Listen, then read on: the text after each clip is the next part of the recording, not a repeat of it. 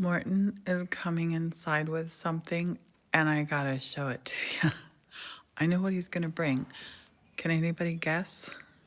Morton was just outside. He did a video call with me, and I'm gonna show you what he's brought. It's super cool. Super cool. He's getting ready to bake out here. And we're gonna do a live baking, but we might have a little.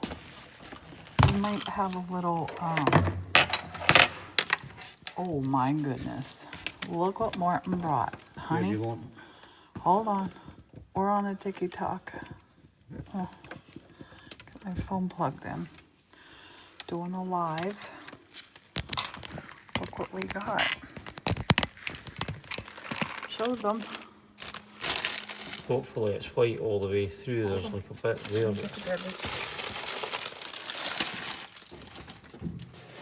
There's a puffball mushroom. That's how big it is. We got a puffball mushroom. We got a puffball mushroom. Honey, we should use your phone and make some videos of this puffball mushroom. Hold on there, give me a minute. Let me clean this counter off.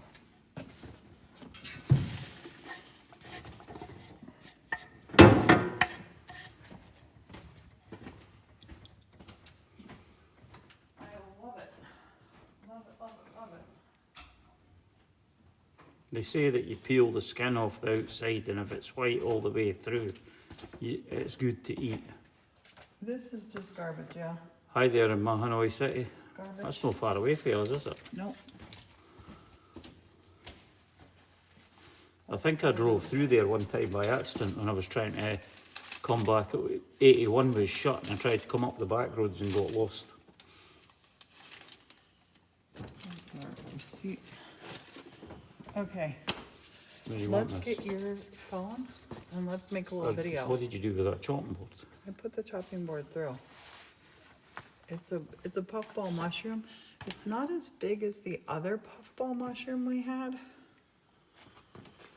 It's pretty dang big though. My phone's not. It's a big puffball. Have you seen these before? Turn on birdcage. Have you seen these before? Ziggy, turn on birdcage. Big old puffball mushroom. Okay. We have another mushroom over here to do something with too. Last time we did pizza with this, remember honey, we sliced it up, did crust. Yeah, we had a big giant one. This one's pretty darn big. It's like as big as my head. Here honey, come over here.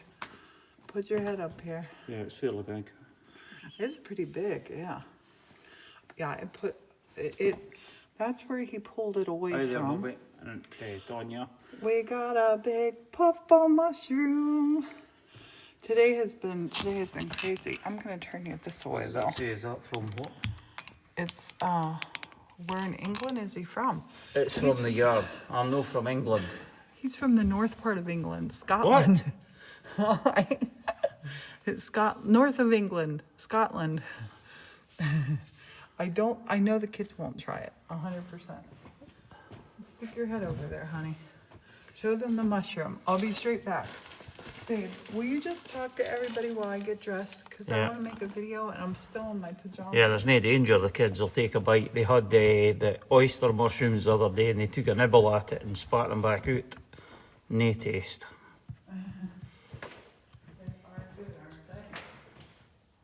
Or more to the point, I think their taste is in their backside.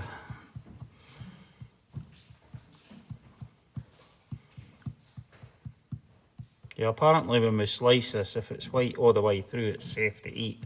And you can't make a mistake with puffballs because there isn't any faux puffballs.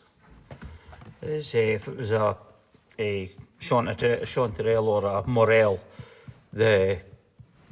you can get faux morels that are no good for you, but with the puffballs, you're pretty safe. That's why I didn't go picking them. We got given chicken in the woods a couple of years ago by one of our neighbours in the town that goes foraging in the woods, and oh man, I'd never had it before. It was amazing. It's like this sort of big orangey mushroom, and you fry it up with some butter, and the taste is out of this world. It is almost like chicken. It's, you know, you get that joke, like, what's it taste like? Tastes like chicken. Well, this did. It was so good. But this one's quite a bland flavour. You put other stuff in with it, and it's like it tastes really good. I have ideas for that one. Yeah, we did pizza with it the last time because it was this big. We cut slices of it. They were like the size of dinner plates. Oh yeah, chicken of the woods is absolutely amazing. It's like this sort of orangey mushroom.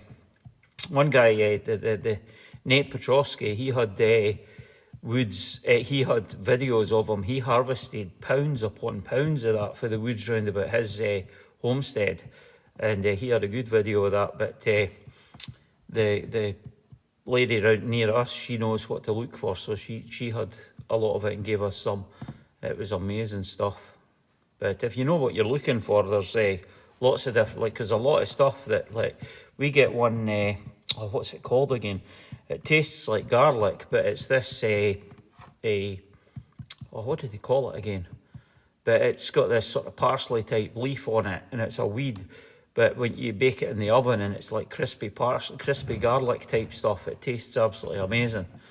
It grows like weed. It's weeds in our woods all round about us. So when it grows, you can harvest it, put it in the oven, and you get this crispy snack that tastes like garlic. It's really good.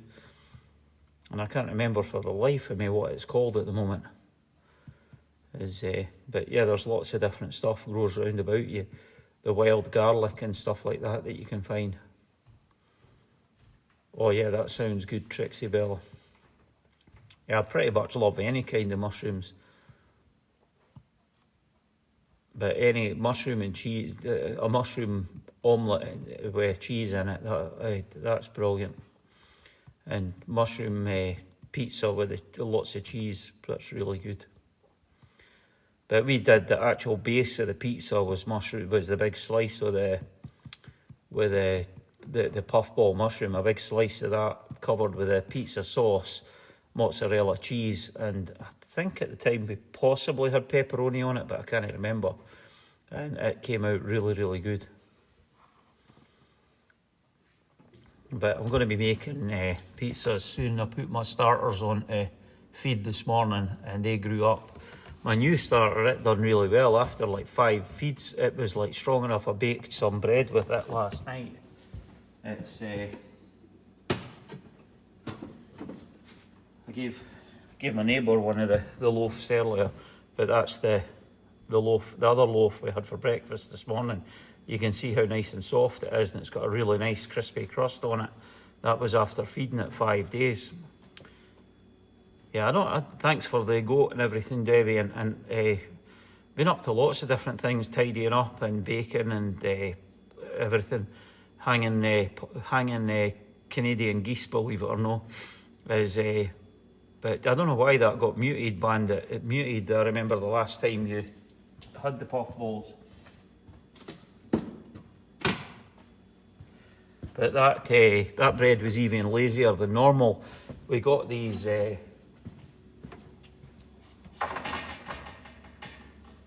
We got these silicone bannetons in one of the kits. Talk about how there are several different kits. Yeah, there's several different kits in the showcase.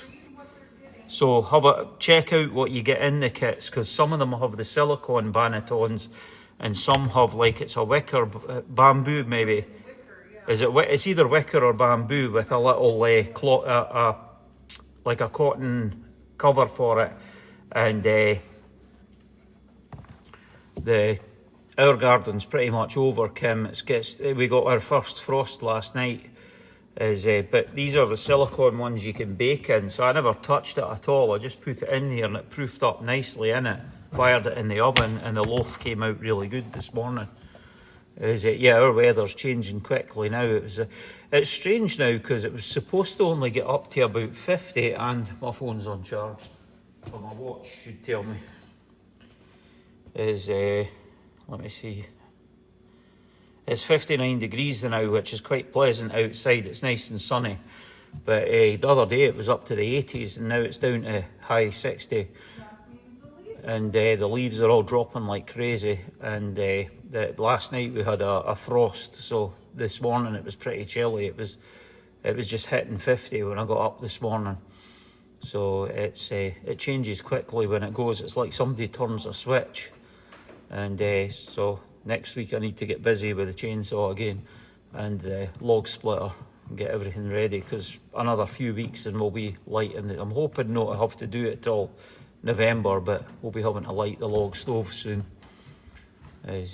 So. I'm dreaming of a Oh, here she white comes. October. Didn't you dare? It's gonna She's dreaming of a white October. That's like we need. snow. It'll snow so deep here. Oh, in Canada, 3 degrees centigrade. Yep. I'd be kind of worried if it was 3 degrees down here, because that would be like minus 20 centigrade or something. Okay, hands washed. Yeah, that's what it's like here. On.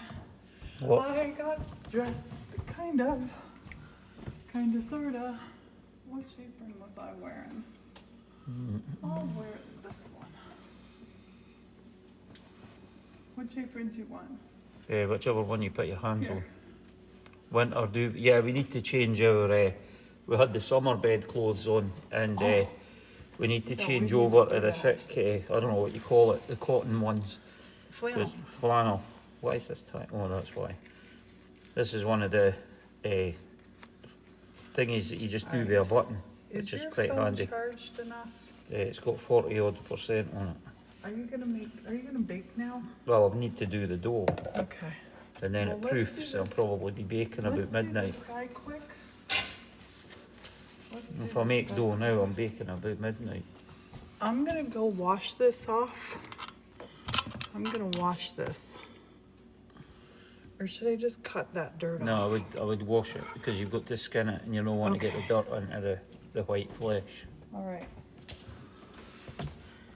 Yeah, they say that you peel the outside skin off it, and then the inside should be nice and white. And hopefully it'll not be. There was one that we got a couple of years ago, and when we sliced it open, it was brown and had like the little fruit fly thingies. Oh man. What? No.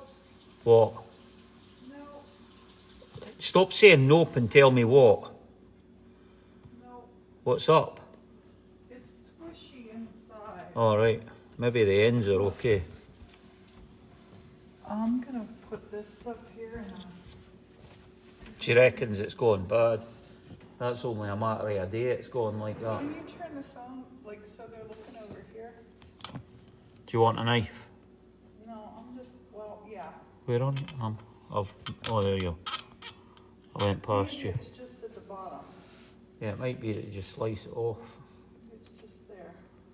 Would you bring me a little knife, please? Do you want a chopping board? Okay. What knife are you wanting? Do you want one of these, or do you want one? Honey. Just a little knife. I'm getting ready to plant. I'm getting ready to plant Is this too big? kitchen whatnots. So we're gonna put this in here. This will be compost. Oh, I should have been videoing this. Dang it. We should have made a video and I didn't. No, it's looking better. Is it? It's so mushy there. Oh, there's a worm. Yeah, once you get rid of him, I would just chop it in the middle and then work round about it. This is a puffball mushroom with a worm in it that I just got out.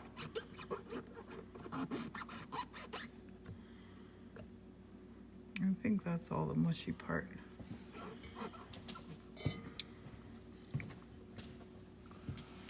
We've made candles years ago, but we don't don't make candles for now.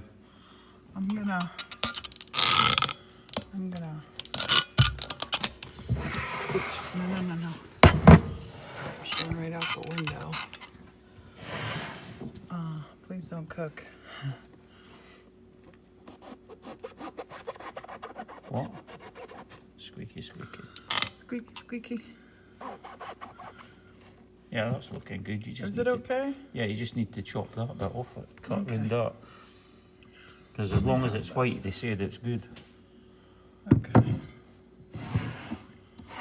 I'm gonna get this set up because I wanna upload this then. I'll move this. No, I was gonna do it up over All here. right. I don't like to cut things on the chopping board.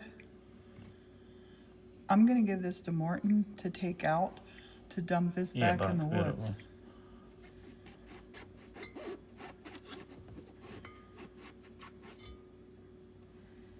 I don't know, there's another.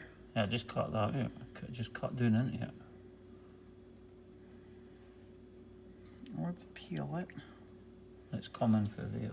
If you turn the other way up, you'll see where it is. Yeah, that hole. So watch out. I want to show everybody. There's a hole there in the middle. I'm going to cut into that. Just missed it. This is turning into a lot of work, Morton. Peeling it. Peeling the puffball. Other pieces want to come off when I'm peeling it, but you don't eat the skin apparently. Has anybody ever came across a puffball and eaten it? We ate one last year, didn't we? Mm-hmm. We did it like pizza base. Yeah, it was big and I round, mean, that one. it was year before last. Yeah, maybe. it was the year before. Last year's one, remember, it was bad when we got Yeah. it. We had to throw it out because it was all brown I inside. told you puffballs were going on right now. Yeah, it was lucky I Okay. found it because I was getting firewood. So I'm gonna let's I would chop take it that up wee bit off it. this wee There's bit. a wee bit brown bit, yeah. That's it. Okay. All right. I think we should saute Do you want a plate this. to put that on there now till you This prepare one is the not rest? good because it's spoiled and bugs have already gotten in it. So I'm going to tell you a story. Might not want to hear it. This is a puffball. Flour, your flour that you eat, a certain percentage of bugs are allowed to be in it, correct? Yeah. A certain percentage of bugs. Bugs get on our food.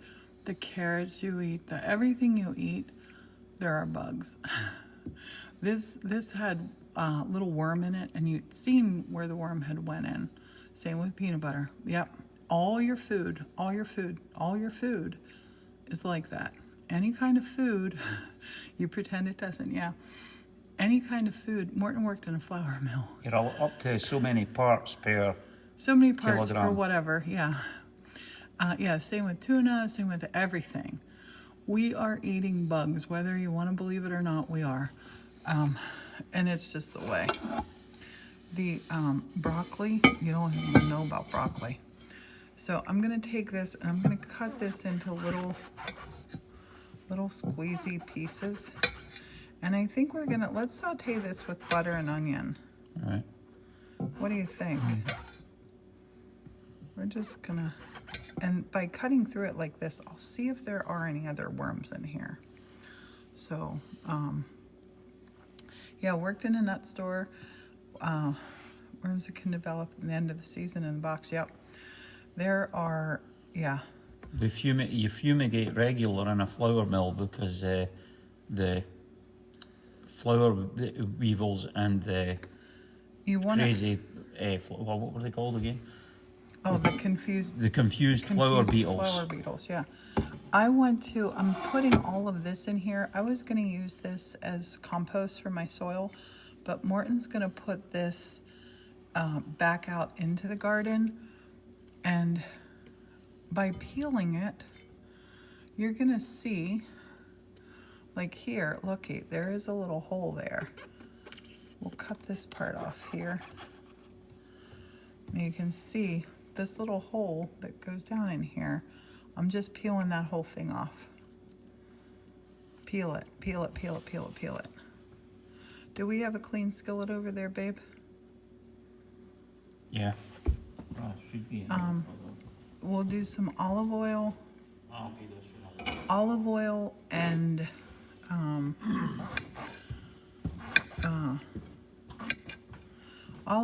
a little butter, and what was the other word? Onion, little onion. And cut the bad parts off of a puffball. You can still eat it. We've eaten it before. Little pepper. And everybody, seriously, do your own due diligence. The puffball has no imitator, but definitely, I grew up, my household, we on the regular ate mushrooms from the woods that my dad got. This is a big giant puffball mushroom. I'll download and upload this to our other you know the one, the tubes of you, so you can see what it looked like start, beginning, and end. I would have made a video, but Morton's camera needs charge, or phone needs charge. Peeling this off, it peels really easy, see? Keep rice in the fridge for just that reason. Yep.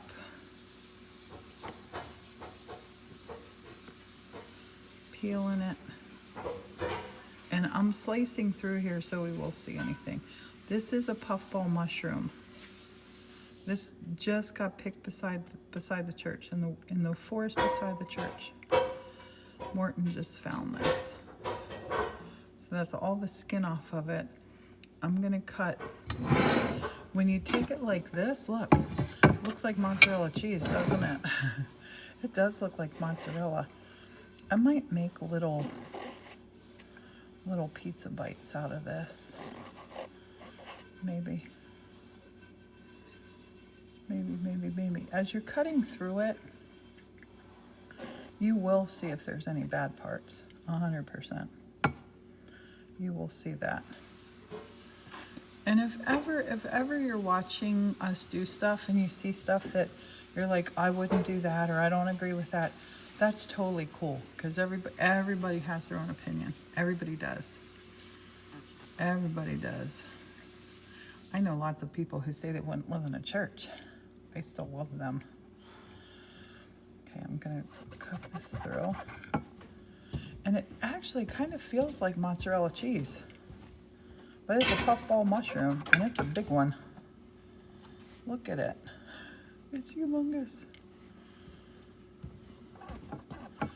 We're gonna saute this, not deep fry. We're gonna use olive oil, salt, pepper, and I think I'm just gonna put a little toasted onion in it, because they don't have a huge flavor. I'm gonna let this piece like that, because I do want to make a video. Let's toast this. Let's saute this. That's the word. Let's saute this.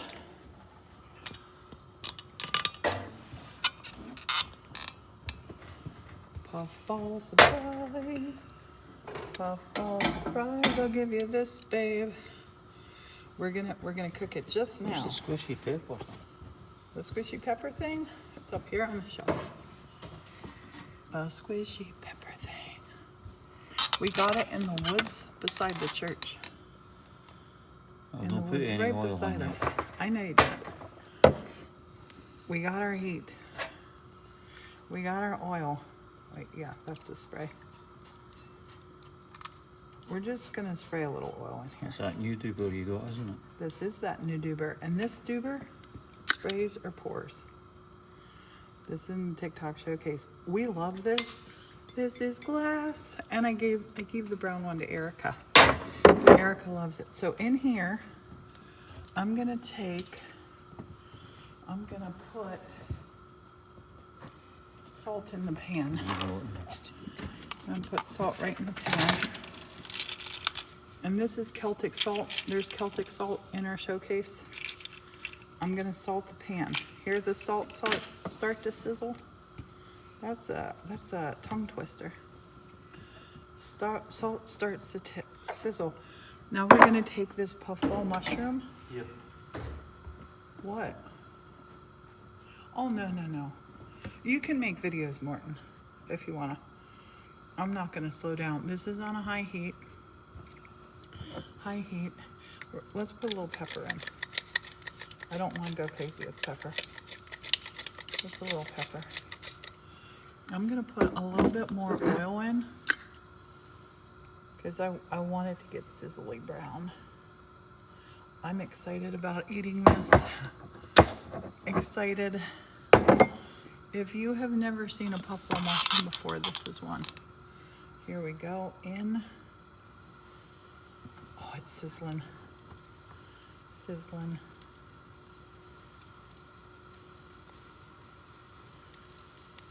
It looks like mozzarella cheese. It's not. Oh, this is so good because I haven't had lunch. Wait, is it 5:18? Yep. This is so good because I haven't had lunch. Wait, is it 5:18? Yep. I have not had lunch. No wonder this looks so good and smells so good. I'm gonna put a little butter on this too. I got some other little bits and bobs. It also reminds me of tofu, but it's not tofu. Puffball mushroom. But it's not tofu.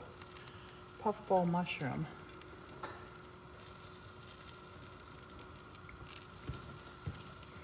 I'm salivating. Thanks, honey. Can I give you this to just set over by the cutting board, please? Thank you. Well, I don't want to video that. Would you get me a little knob of butter? Right. I'm gonna put a little bit of this, I'm gonna spray a little bit of this on it, on the top. I have it up on a high heat. It's on high heat. Puffball mushroom. I'll show you how it looked before I did anything to it. This is the puffball mushroom. Actually, I'll have that plate for this guy. This is the puffball mushroom before. We peeled it, sliced it, put it in the pan. Now we're gonna saute it. That reminds me of this little nursery rhyme. I can't remember it. Put it, catch it, cook it, put it in the pan, and baby ate it like a man. Do you remember that? No. Did you get the onion? I'm gonna put a little bit of the. Yeah, that was what I was reading. This is. I don't know that I want to use this. The onion will really overpower it. They're kind of nondescript We'll on put their a own. little. We'll put a little onion in. We'll put a little onion in. It sounds like I'm putting a lot in, but I'm not putting a little in. Okay. And the lid's there if you want to contain the moisture. I don't want to contain the moisture. I want to get the moisture out. Patty cake, baker, man, that's it. Bake me a cake as fast as you can. Roll a biscuit, put it in a pan, and baby ate it like a man. That's it. Thank you for that. I'm going to put a little bit more. The Celtic salt, it's in the TikTok showcase. This is how we do it. Let's put some, a little bit more of this on.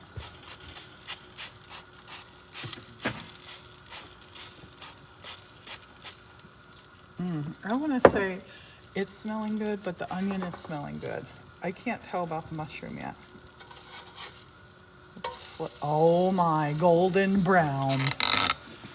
Can you see it? Can you see the golden brown? Can you see the golden brown? Can you see the golden brown? Can you see that? I hope. Can you see that golden brown? Oh, this reminds me of being a kid. My dad would be cooking these and I'd be like, oh, you're gonna eat a mushroom.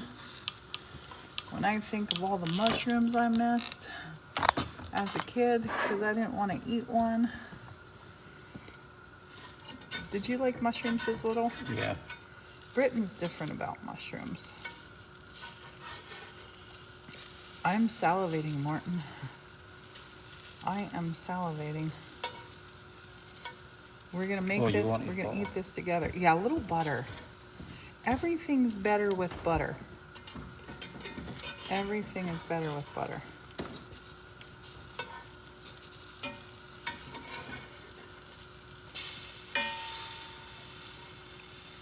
I'm gonna turn the heat down a little bit. It was on high.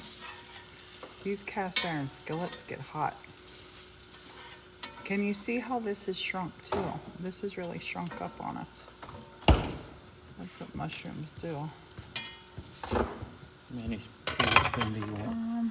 I was going to cut off Oh, the yeah, tablespoon just you give me a want. couple little pats. Patty cake, baker man. Give me a pat of butter as quick as you can. Hello. Make sure you're following. You're gonna be seeing Morton cook bake bread after this. I almost said cook bread.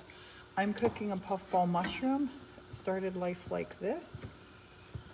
A giant mushroom, big as our heads. Hello, where are you from? What you doing? Have you ever eaten a puffball mushroom? Hello, Kalina, how are you? Do you want all of that or half of that? Let me see. Oh, I don't want, well, I don't want all of it. I'll have half of it. How much butter? How That was much 2 butter? tablespoons. It's 2 tablespoons. We're gonna start with 1 tablespoon of butter.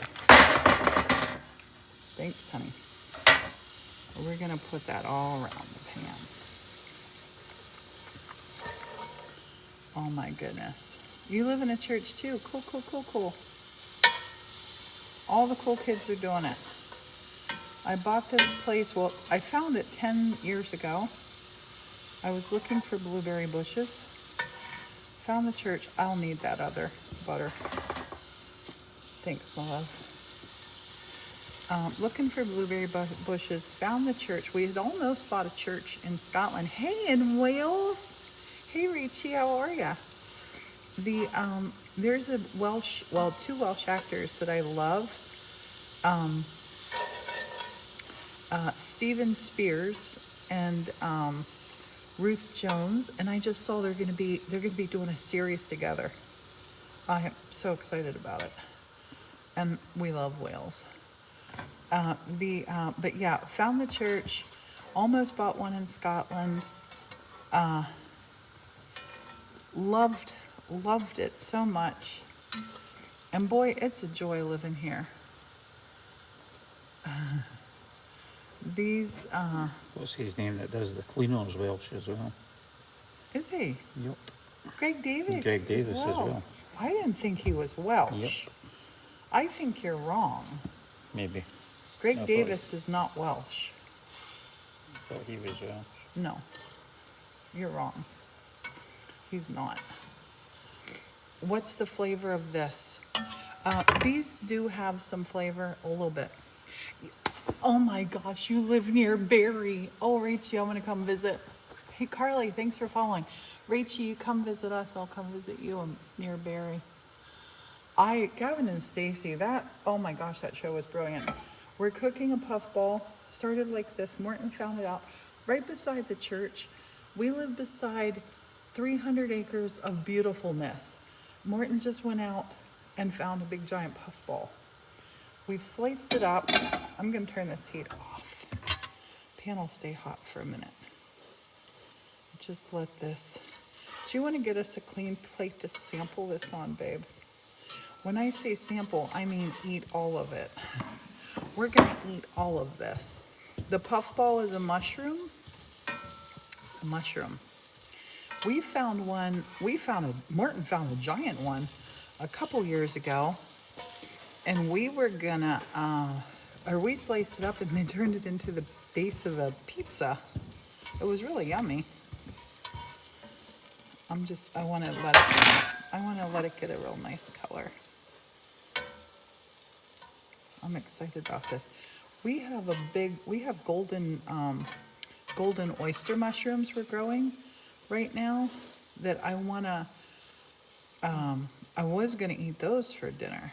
Gregory Daniel Davis is a Welsh comedian, actor, presenter and writer. Well, I stand corrected. His role include Mr. Gilbert in The In-Betweeners. I did not know he was Welsh. I loved him. he's so good.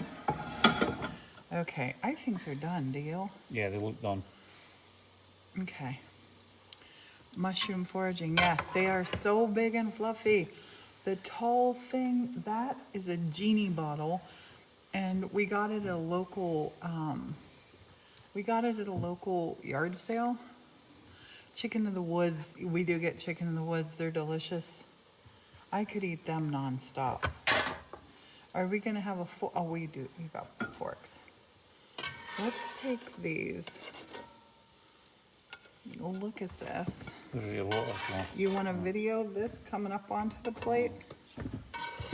We're gonna take this, gonna go have a little taste test with these puffballs. I'm glad we're doing it like this year. Somebody told me, oh, I just remembered, somebody said you boil these first before you do this, and they're more tender. We'll see. We still have half a puffball left. We'll see how this tastes. Morton and I do both love mushrooms.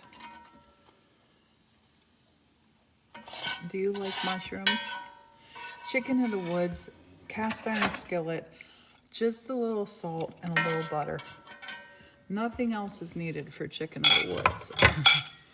Nothing else is needed for that. Let's go over here because the sun's gonna get real bright here in a minute. And would you turn on or turn off the bird cage for me? Let's go over here. Actually, let's go into the library. Let's go have our first little munchy munch in the library. Well, it's kind of dark in here. We'll go to the table. We'll go to the forest table. We'll sit this way so the sun's not in your eyes. Because it's almost golden hour here. Almost golden hour here. Okay, I'm gonna scooch that over out of the way. Can you see, is the light okay? Light okay? Yeah. Well, I'm asking our friends. Let's try this. I'm gonna get first bite. Okay. I hope I cooked it right. Oh my gosh. Morton. Oh, you gotta eat some of this. Oh my goodness. Wait, don't take a bite yet. I want to video Morton getting a bite. Stick your face up there. Stick your face up there.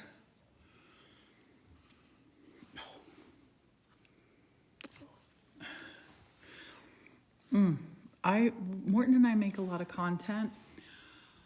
We don't ever act for the camera. Hold on, honey. Wait.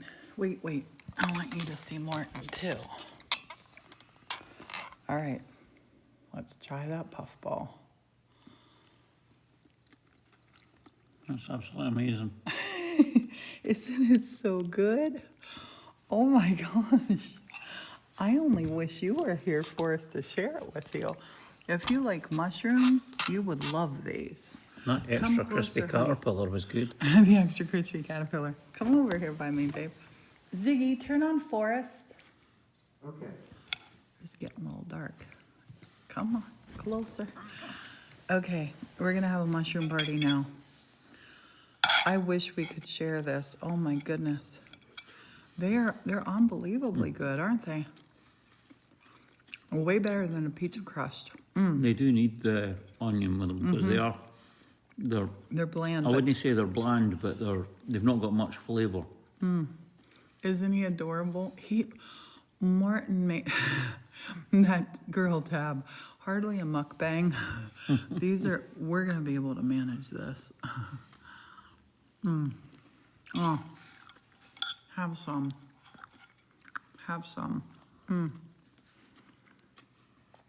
Honey, not to blow my own horn, but they're perfectly seasoned, aren't they? Oh my gosh, these are so good. They are so good. What's one of my favorite church memories? Christmas with everybody. Oh yeah, when everybody was here last year for Christmas. That was amazing.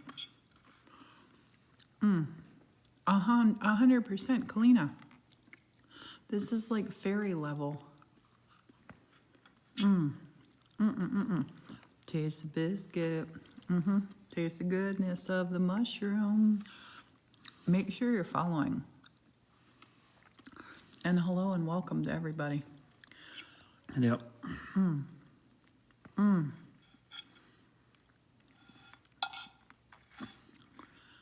This is unbelievably yummy. Unbelievably. Whenever my car says take the exit, whenever I have directions on, take the exit, I always say to Martin, I don't even have one. No, I've heard enough. Whenever that happens, and she says, take the exit, I go, taste the biscuit. Don't I, Martin? And Martin goes, what? Every time. I'm like, she just sounds like she's going to sing, take the biscuit. Or, yeah. Thanks, Jenny. It muted that altogether for some reason. You should be so proud of yourselves. You created a fairy tale with your home. Thanks, Jenny. Yeah, they're quite filling, yeah. You want to split this one? No, you hold it. Did you eat lunch? I didn't eat anything. Oh, you ate. Yeah, I had the sandwich. Yeah. I had a couple of slices of my sourdough bread with a sausage. And I'm going to give you a library tour and show you. Morton, you're like a fairy godmother because you definitely do grant I did wishes. actually. I was up at 7 o'clock this morning baking. You're going to bake I had more. proofed the bread overnight. It was my brand new starter, the 1870. It's Last only bite. had 5 feedings and it was actually strong enough to bake a loaf. This is the last bite. You sure you don't want it? You I'm sure? not wanting to eat it. You don't have to ask me twice. Kalina, thank you. So we've been busy today, but today has flown by. It's 5:30. Yeah, I'm supposed to be making rock cakes. I never got round to it yet. Do you want to make rock cakes now? Okay, well, Or we you need wanna to make the dough first. Do your dough. Stricken, new, put Sligo, Cullen, and Portrait. Our son downstairs, his home is incredible, but he doesn't do social media, and we totally respect his privacy. We were just down there visiting with Yeah, him. I bake them slightly better than Hagrid. Morton makes really good rock cakes. He's gonna make them tomorrow. I'll go live tomorrow and show you. I'll ask my cousin if I can. They have the coolest barn. And the home, oh my gosh, the home is so beautiful, isn't it? Their place. It's incredible. But tomorrow is a big Halloween party we're going to. Last year we dressed up. This year I don't think we're gonna dress up. I might wear my Nightmare Before Christmas pajamas. I got onesies. Maybe I'll go like that. That can be my Christmas costume. I mean my Halloween costume. Yeah, I could go like that and then take this pumpkin. Yeah, I could wear this and just go as a baker. Yes, do I'll that. just cheat. Honey, wear the Halloween one and go as a baker in the baker's hat. Yes, that's a great idea. Oh, I love that. Morton, I love that idea. One of the most hilarious things in Scotland was I won a a fancy dress competition at a Halloween thing 2 years in a row. And one of the years I basically wore what I had on my holidays. He 100% wore his outfit that he wore when we went to I went as a tacky tourist. Priscilla made me this medallion out of silver foil. I wore my shirt opened down to my waist. My socks pulled up to my knees. With and, your sandals. And with my sandals. Which he did wear that on holiday. P.S. Socks and sandals. He already did wear it. Any plans of purchasing another trip? Nope. This is our forever home. We're going to live here till we leave in the box. I want to actually just get cremated and come back and live in the library. I might accidentally, I'm not saying no to not buying another church in Scotland accidentally, because that could happen. That could happen. Nope. When I wake up Nope. at 4 in the This morning. one costs enough as it is. When I Stretch my back in the when I middle. wake up at 4 in the morning and you're sleeping and I'm looking, Right, well, that starter's past its best. We need to get the dough made. let's make dough. Let's make dough. Here, honey, What? your telephone. Let's go to the kitchen. Who wants to bake with Morton? You want to bake with Morton? I'm not going to bake. What, you want to make dough with Morton? Morton's going to make some dough. Oh, and I'll take you by the library. Honey, do you have anything you need to tidy up in there? What? Anything needing tidied up in there? Ziggy, turn on books. Okay. Ziggy, turn on library. Okay. Ziggy, turn on watercolor. Ziggy, turn on watercolor. Okay. Ziggy, turn on turkey. Okay. I want to give you a little tour. I'm going to take you in the kitchen then. This we brought from Scotland. That has a secret drawer in it. Secret drawer. Oh, this is a super important life lesson here. A very important life lesson for you. For all of us. This was one of the last things that my mother made. This has meaning beyond belief. She was an incredible crocheter.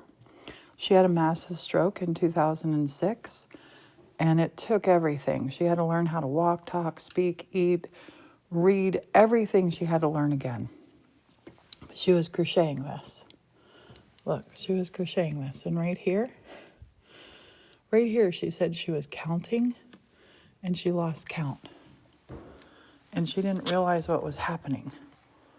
And she said to my dad, she got out, something's wrong. And he called an ambulance. She had a massive stroke. So this, when I found it, I showed it to her. And she said, that's the one, that's the one. And it's gonna forever be here, unfinished. I'd had it in my office. I've never told you this story before, but we're here for a little short time.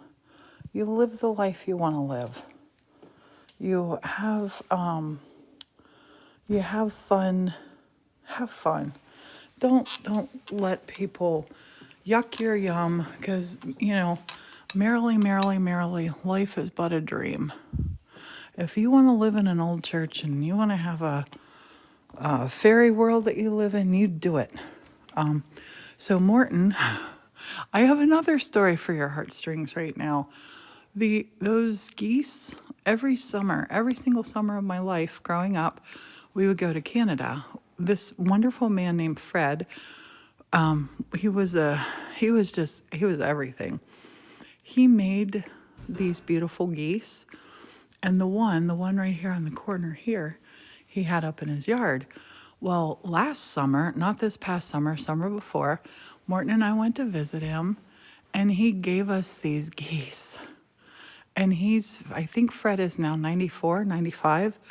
And I just took a picture of this and sent to his daughter-in-law saying, please show Fred that the geese are living inside the church and they're all flying north. I'm going to keep them always flying north. They're always heading to Canada. But we moved this all around. It really opened up. I think it really opened up the library. And hey, Priscilla, we have a definite walk coming into the library now. Watercolor Wednesday table is there. Library bed is there.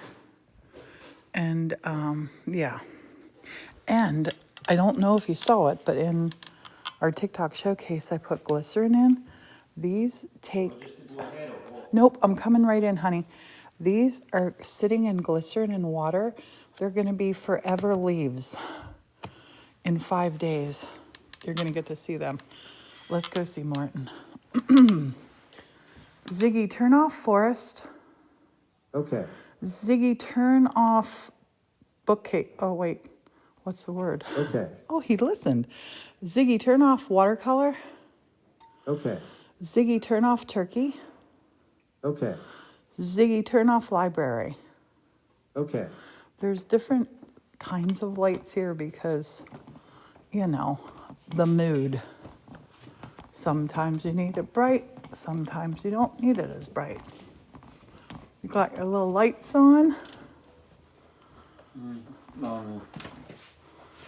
And let's put your sleeves well up. I'm Morton's wife slash mother. Aren't I, honey? Okay, if I set this here, can you see Morton? Can you see, you're not going to be using this guy? I will be in a minute. So you can set it Well, I'll behind the just set him camera. behind now. I'm going to leave you in Morton's very capable hands. Now you've had your mushroom cooking fun. Now it's baking with Morton. And you see where your vision is here, honey. No, I never did my proof. Oh no, this one I didn't need proofing bowl because I'm going to put it in the banner tins, Okay, which should be clean enough. I'll bring him right to you. Answer any Hey. questions. I'll be right back. Hi everybody. I'm making sourdough. I'm going to use this starter. It had been fully aerated about an hour ago. It was up to here and it's fell, but I'm using it anyway. This is the 1870. It's been fed about 5 times. It's around about a week old. That's Hi there, really Jenny. And I'm going to be proofing and baking in this. These are a wee bit brown because I never washed all the flour off, but they're clean enough. But I'm just going to make my dough. There's enough for 2 loaves, so I'm going to do it in these for the first batch. So I need 2 cups of my new starter. This is about a week old and it was baking up no problem. You can see how frothy it is. This is the 1870. Okay. I get 2 cups of this. I'm going to go do something else just now. Right. So just get that in there. My hands are clean, so just dip of the finger to get it off the kettle. So that's 2 cups of that, and you always keep enough back to put in a container for the next time you're baking to feed it and have your starter. So that's my 2 cups of starter, and that's close enough. It's just above 2 cups. I've got 4 cups of flour. I'm running out of bread flour, so what I'm doing is I'm using all purpose here, and I've got a loaf that I showed you guys a little while ago that baked up perfectly fine. So I've got my Danish whisk, and I'll just make a wee hole in the middle. And before I forget it, I've got my salt. So this is enough to make 2 reasonable sized loaves, or small bread rolls, whatever you want to bake. So tablespoon of salt into the 2 cups of starter. Hi there everybody. So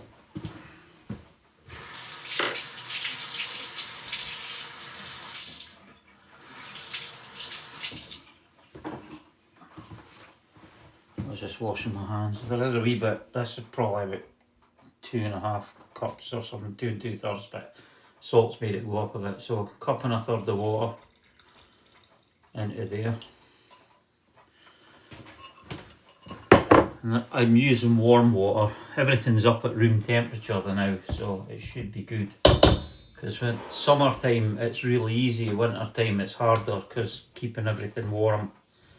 And I like to mix that through.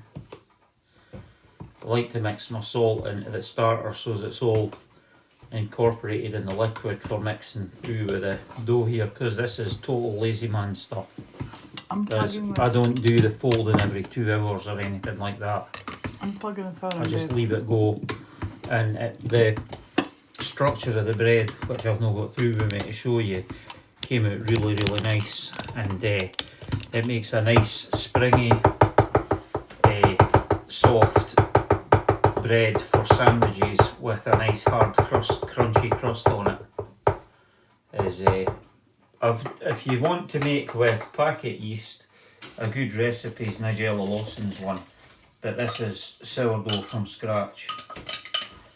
And I forgot my spatula. This is your new one that you baked with, yeah? Yeah. Here, wait. Oh. Wait. What? Look, will this work? What? Wait. Where is it? I need the spatula to scrape Hold everything. What? No, it's too wee for that. Okay, I'll get it for you.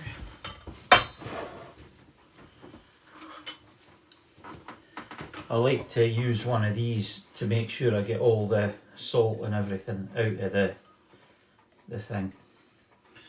And that's the bread that he just baked with this brand new starter. And look at it. It's so good. I had to make a sandwich on here, didn't I? Then you just mix it with the Danish yes, whisk. you did, Yeah. honey. What's that, sorry? Martin's Danish sandwich, the tomato sandwich. Martin's Sorry, and stuff. Yeah. I was in the zone and she had the tomato sandwich bit.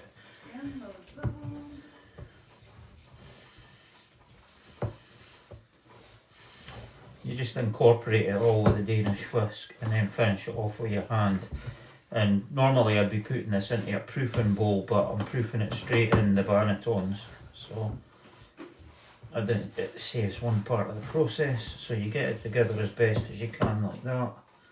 Then pull it off with the Danish whisk, like so. And then just give it a bit of a knead to incorporate everything properly. Like I say, this is complete lazy man's bread. I normally use bread flour, but I'm running out, so my starter, it's actually made with bread flour, and I'm using all-purpose flour for the bulk of the loaf. It's 4 cups of all-purpose, but normally I would use bread flour. But the loaves that I baked this morning using the all-purpose, they came out quite nice. So that's why I'm going for it, because I never had time to run out to the store to get the bag of flour, because I go to this local Mennonite store and I get the £50 bag of flour for around $25. If I buy it at the local supermarket, it works out at twice that price.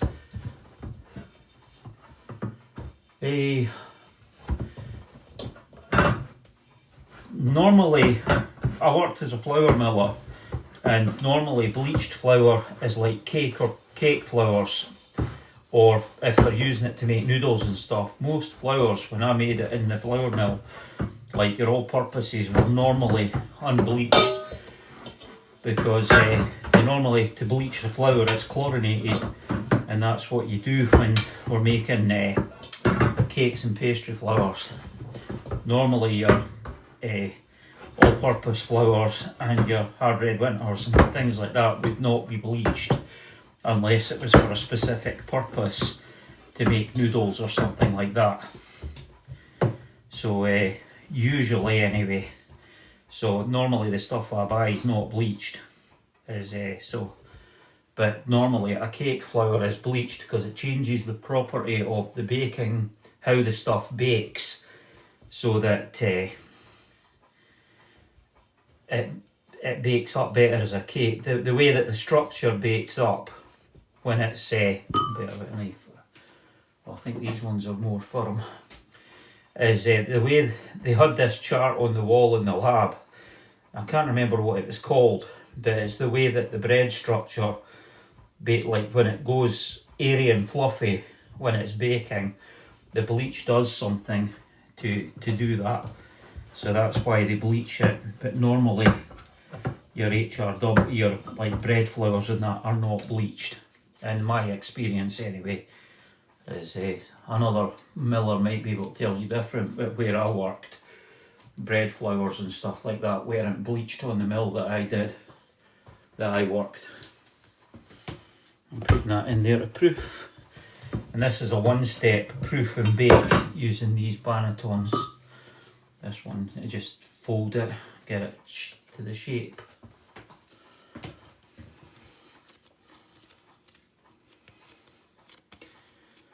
Can still smell the mushrooms that we were cooking. Right, so that's that in there ready for, it'll proof, and then I'll bake it probably midnight, 1 o'clock.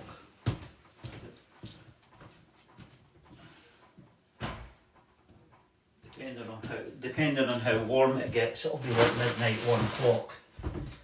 So I'm going to find the other bannetons.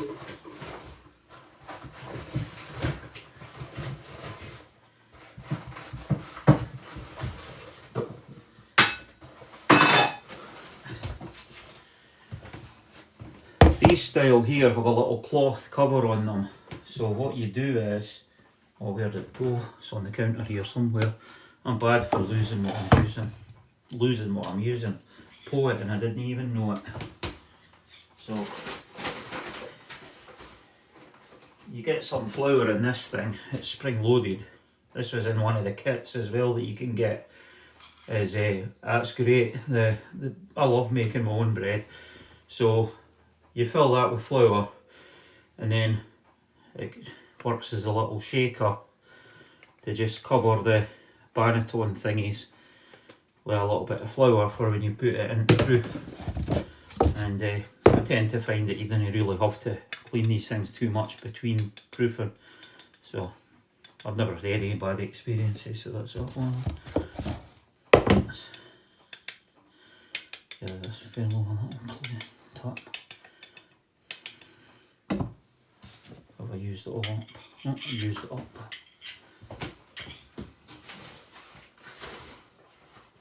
It's quite funny, I was making a loaf last week and I was using if you're stuck without one of these, something else that works is one of these. Is if you've not got, but these are in the kit that you can get in our showcase. It's like, it's not in this particular kit. So check out what, like if you're buying the kit, Priscilla's got several because sometimes they sell out, but they've got different things in them. So just check and have a look what's there. And some of the kits have like these in it. So just check what's there, but this thing's pretty good. But I was using one of these in a pinch when I didn't have, but this thing makes it a lot easier.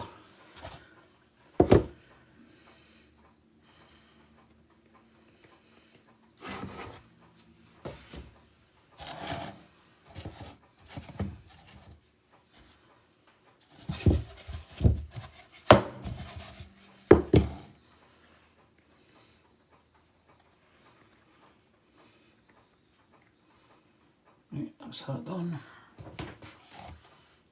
I don't know how many I'm going to need. I'm making a few batches. So that's that. That's what I need from, that's that one finished with. So put this back here. I'll use the little blobby now.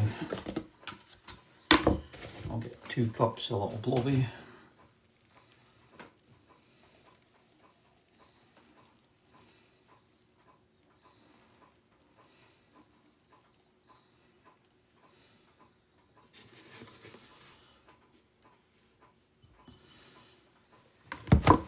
Two cups of him.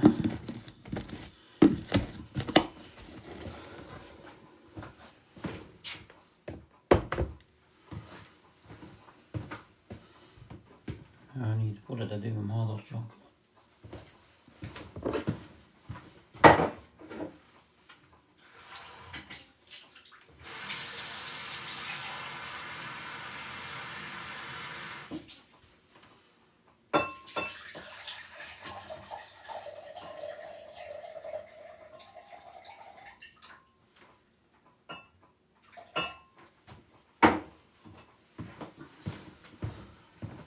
Put my third of water. So yeah, I've got, I name all of my starters if that's what you're talking about. I've got well, it's Bob Talk now because I had an accident. I've got Bob Talk, Lil Blobby, and now the 1870. I did have Bob the Blob, that was my first starter. Then I had TikTok because I showed TikTok how to grow them, and I've got videos of that. And then I had Little Blobby that I grew with my granddaughter. And I got containers mixed up in the fridge when I went on vacation, so I just mixed Bob the Blob and TikTok together. So that's how I ended up with Bob Talk. I couldn't remember which one was what. So that's how I ended up with that.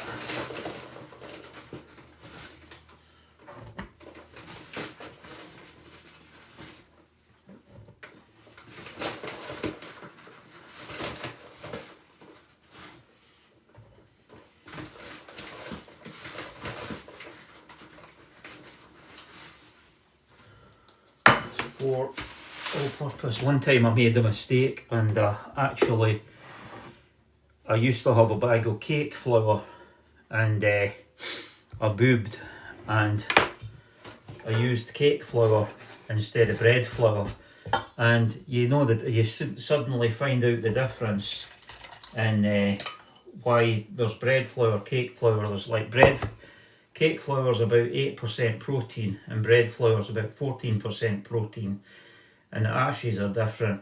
And when it baked up horrible. It baked up really flat, and so I found out what happened. I'd got my bags mixed up in the cupboard, and so I now know why you definitely have to use the difference. Yeah, it went a bit quicker with a 1-to-1 feed. The only thing I didn't like about it was that my stuff always baked up okay using like when I first started doing it 10 years ago, is the ones that I read about said whatever weight of flour you had, you added half the weight of water and half the weight of flour. So if you had a pound of stuff, you ended up with 2 pounds of stuff, and it always baked up perfectly fine for me. It took 3 to 5 hours for it to become fully fed and aerated, and I never had any issues with it. But people were saying, and the instructions that are coming with these kits are saying that it gets fed on a 1-to-1 ratio, which means if you've got a pound of flour, you're adding to make, like when you feed it, you end up with 3 pounds of stuff. You know, you're actually like with a 1 pound of flour, doing it the way I did before, you're adding half a pound of flour, whereas with the ratio now, you either do a discard, which I never ever did because I always used it when I was baking, but with this one I ended up with, I did do a discard with one. I've actually got it I've actually got it here. I did a discard, which I've never ever done before. I'm going to make something else with that, because what happened was that before I would end up with 2 pounds of starter, and it feeds up, and I end up with like a full container, and I make my bread, and I've got enough to keep for the next time. But this time I was using so much flour, it was ridiculous. And you're like, you know, in the olden days, your granny would never waste anything. That's why there are so many starter recipes out there. So that's one thing I learned, is that when you're using it, it's a whole new learning curve for me. So that, like, what I'm learning to bake up and keep for the next time, I need to keep a lot less of it for baking up, because like when you feed it, because you're using more flour in the feed and more water, you're ended up with a lot more starter. So in that respect, it's quite good that when you're feeding it up, what did I do with that thing? When you're feeding it up, it's you know, you end up with a good amount of starter. If you're making it like just now, I'm making quite a few batches because we're going to a party tomorrow, then it's good that way. But that's one thing you've got to bear in mind, and that's why a lot of them, they're doing a lot of discard. So that's the only thing that I did notice doing the 1-1-1 is, but I had never had problem with doing the feed 50 and like half and half, but I gave it a go because a lot of people recommended it, and it did seem to feed up a bit faster than it had before. So see how it goes. I'll maybe carry on doing it, but I have to be, like as I says, I have to be more aware that when I'm feeding like this here, when I'm keeping it, I think that's probably about half a pound. Next time I feed it, I'll end up with a couple of pounds, 2, maybe 3 pounds of stuff. I don't know what weight's in that. So that's what I've got to be aware of. I need to keep less of the stuff for the next time, which is pretty good.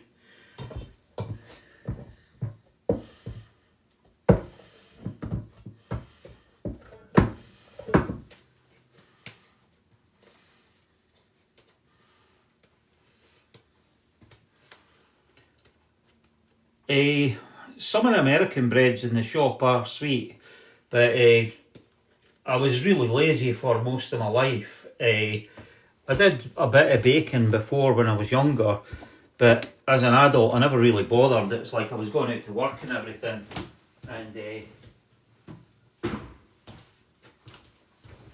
I started working as a flour miller in ADM, and I was allowed to take, as long as I didn't get greedy, I was allowed to take some flour home with me to use in the house. So I thought I might as well have a go. So I started off using the active dried yeast, and I was making all kinds of stuff like ensaimadas, pretzels and all, and sandwich breads and baguettes and all that kind of stuff. And I was having fun with it, and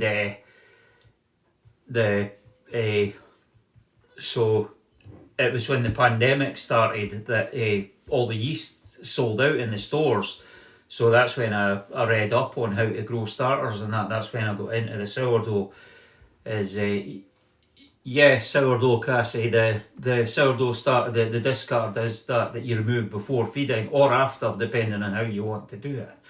And you can feed it up and use it in a recipe after you've got done it, depending on how you want to do it. If you don't want it to taste too sour, because the lactic acid that gets formed when your stuff's been, after it's been fed, it's more sour than if you do it, like if you feed it and then take an amount away, it's not like produced the lactic acid, so it's less sour.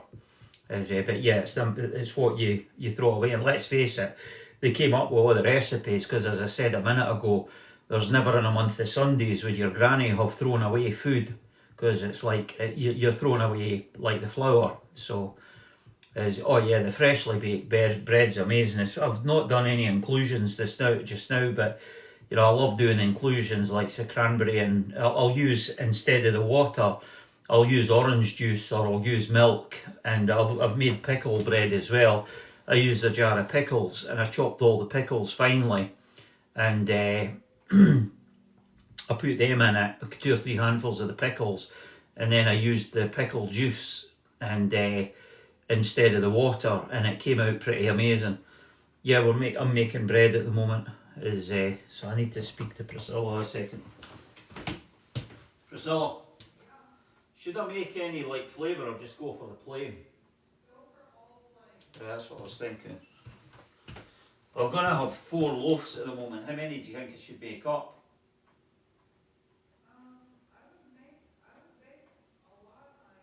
Yeah, it's just... Yeah, before when I was doing each batch, it was 3 to a batch. That would have been like 6. It's like I'm only doing 2 loaves to a batch now, so that's why I was saying. Sorry about that. I was talking about it. I've done that. The peppers and cheese and everything's good. Yeah, I fed the starter this morning. It was fed about I think it was about 10 o'clock this morning it was fed. I don't know if you can see that, and it was up to here in the container, so you can see how crazy it's went. That's why anybody that's getting into doing sourdough starters, always ensure that your container is more than twice the size as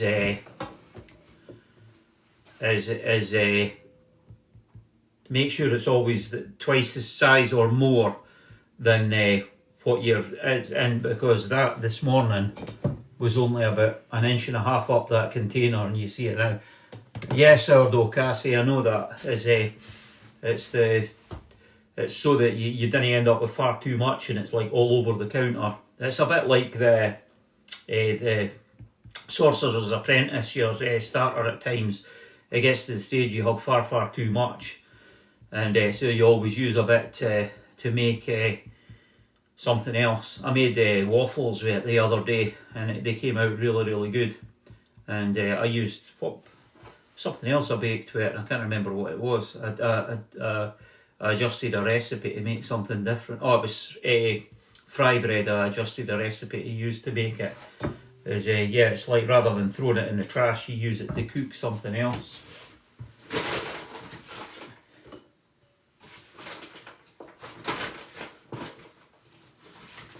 Also as well, it's like as I was saying, I'm using the all-purpose, which baked up okay, but I normally use bread flour.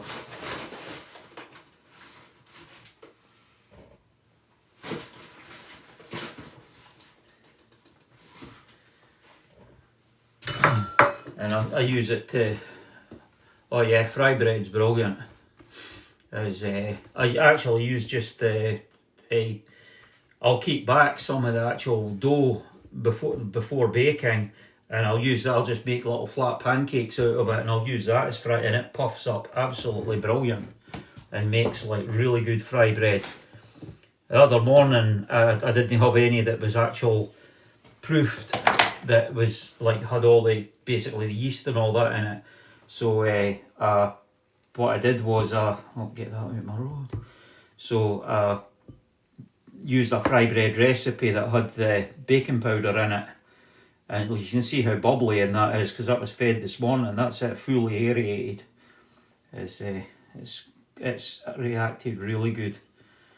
Getting 2 cups of this. Some recipes only call for 90 grams, but the recipe that I use called for 2 cups. So I don't know what sourdough cassia, if they're still there. How much starter do you use? Because I've always found that I use 2 cups and it bakes up quite well. But some recipes only call for like 90 grams or something, which is only about 3 ounces or something. I don't know if they're still there that they could answer, because I think they obviously do the sourdough as well. I love getting help from other people. 100 grams, that's about 4 ounces. It's like, we're all puffed up, that probably is a cup. Because that's the trouble when you're trying to, with it being all puffed up and aerated like that, is no quite, you can't quite do it as weight.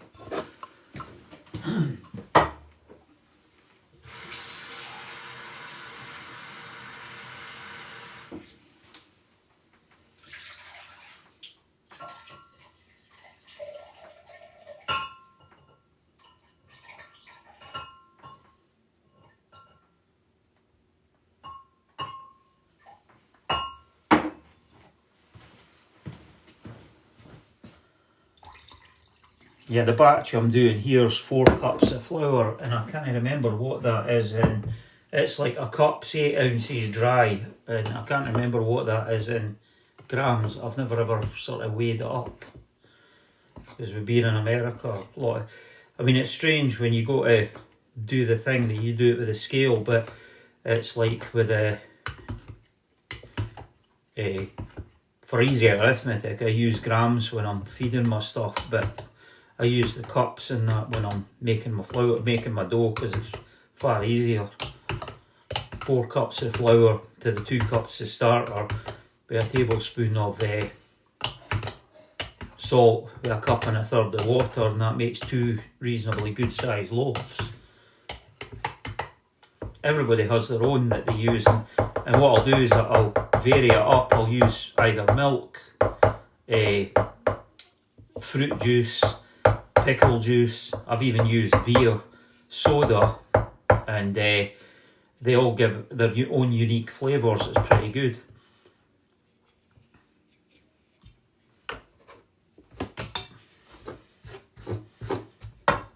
The only time I've ever had a bad result with flavour was when I made a beer bread, like a soda bread type beer bread, using an artificially flavoured hard root beer.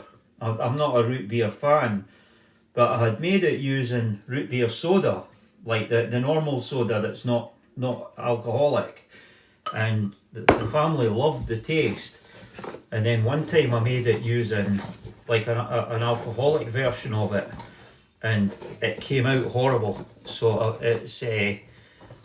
so it was like, if you ever want to make it using I would use the soda root beer and not the alcoholic root beer, but it gives it unique flavours when you add it. And I've also used that. What I'll do is I'll take the dry flour and I'll throw in a few handfuls of like shredded cheese and herbs, like a good palm full of herbs, with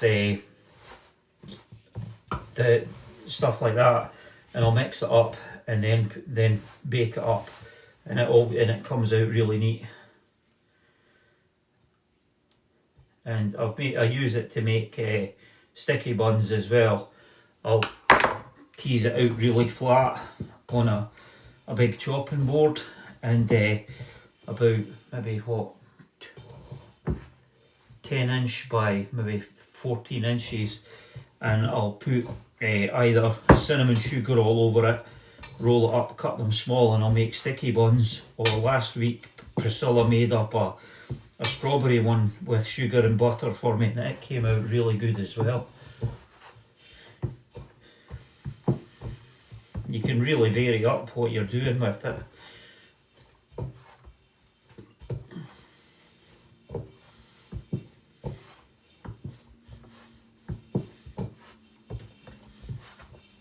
But I'm really lazy, so this method that I do, a lot of people fold the stuff up.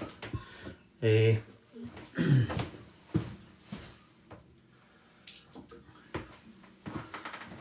lot of people every like half hour for a couple of hours fold their dough, and I never do that. I'm too lazy, and just let it proof up, and it always makes a decent sandwich loaf for me. And this morning, or last night I should say, I let it proof in Banneton, and I never handled it at all. I just stuck the silicone Banneton straight into the oven, slashed it first, and put it straight into the oven, and it came out really, really good.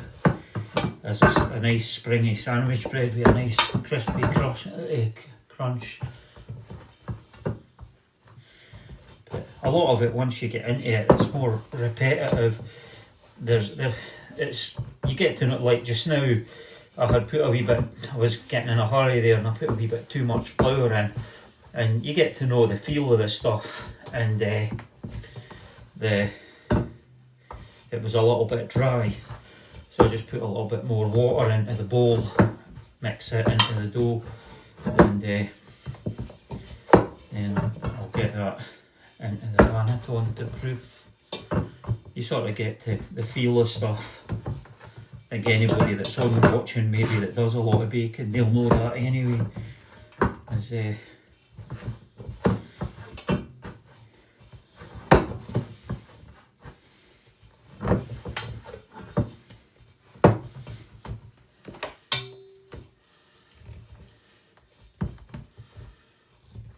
Just using my Danish whisk to sort of roughly get these halved up, and then I stick them into the Bannetons to proof. These are the sort of elongated loaf Banneton ones, these. Just fold it in on itself. Stick it in the Banneton to proof.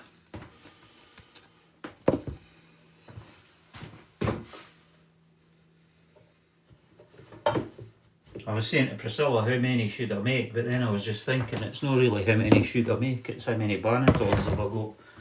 And, well, I can do them without the Bannetons, I can just put them in a bowl to proof as well. But also it's more how much starter have I got to make them with. Because once I kind of run out of starter, that's you stuck, you can't really do anything. Because you don't never ever use up all your starter, because you'd hate to start from scratch and grow fresh. So always keep back an amount of starter to use for your next bake, because like as I says, this one here, you can see what's left in there.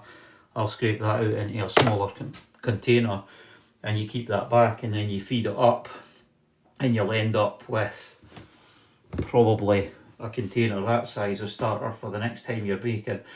And this time I was needing a lot of starter because we're going to a party tomorrow, and I'm baking up a lot of loaves to take to the family. It's a family get together, so everybody can get a bit at the party.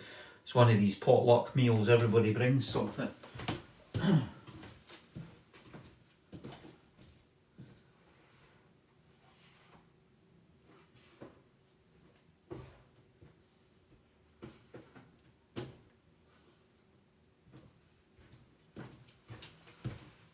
think I've got 8 bayonet ones.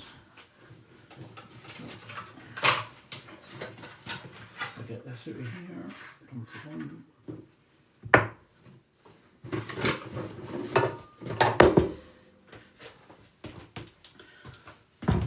Oh, what did I do with that thing? I'd lose my head if I wasn't screwed on. Put some flour on this. This is my new one.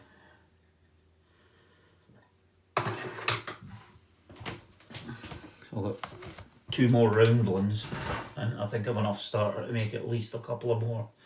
So if anybody's got any questions about what I'm up to, if I can answer it, I will.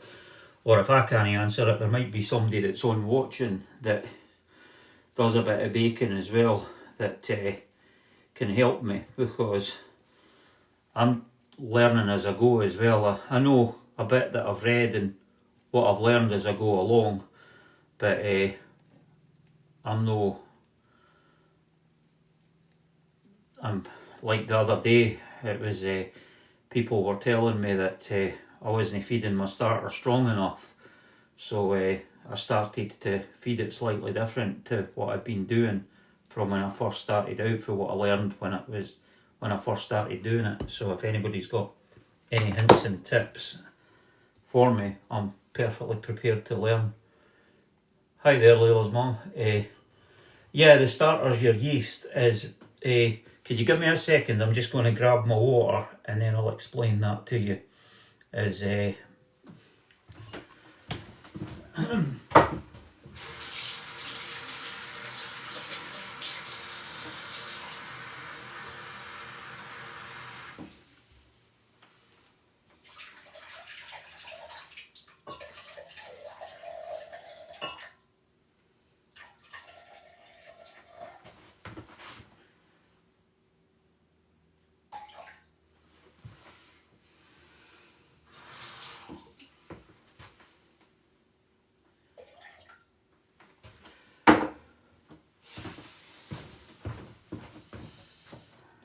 yeah, I've still not salt to put in.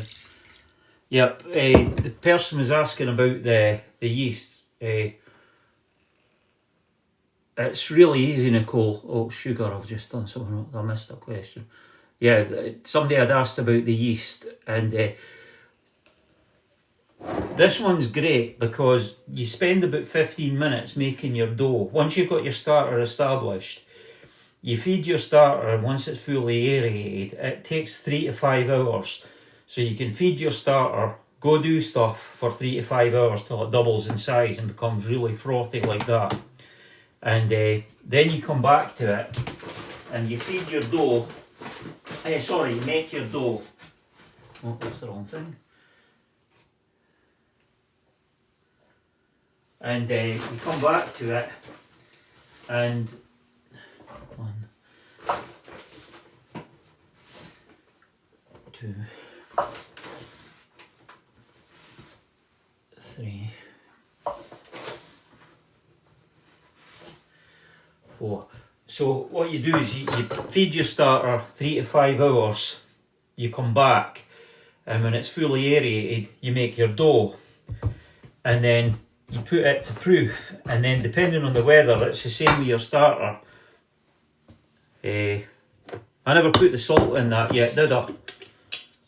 Can anybody answer me? I've still to put the salt in here.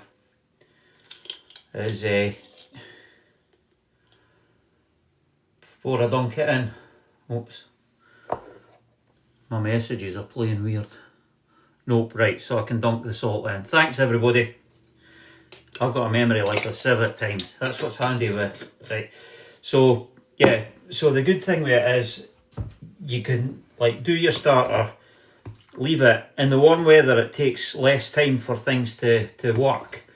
And so then once you make your dough, you leave it to proof, and it'll take 5 to 8 hours, sometimes overnight, depending if it's really chilly. Or if you want to delay it, you can put it in the fridge for a while, and it'll slow things right down. So that's the kind of tricks you can get up to too. That's the same with your starter, so you don't have to feed it every day. You can stick it in the fridge, which is what I do, and it means you only have to feed it like the day before that you want to use it, and you'll see it might separate out and you'll see the lactic acid will form on the top of your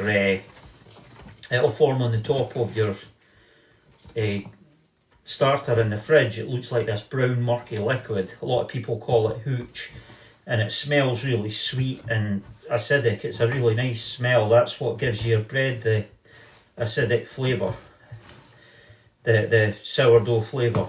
Right, and I've been slavouring for a bit. I never answered that person's question about the yeast. I'll wash my hands.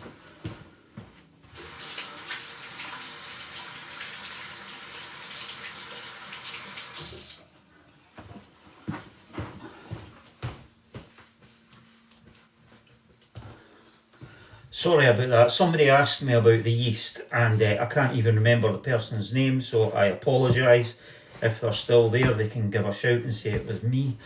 But what it is a lot of people aren't aware that the active dried yeast, they started to sort of separate that and culture it and make it specifically to make it easier and quicker to cultivate the yeast that to make the bacon like a factory process. But yeast is in the air, and in it basically it's in everything round about you. And yeah, Rev, that's who it was.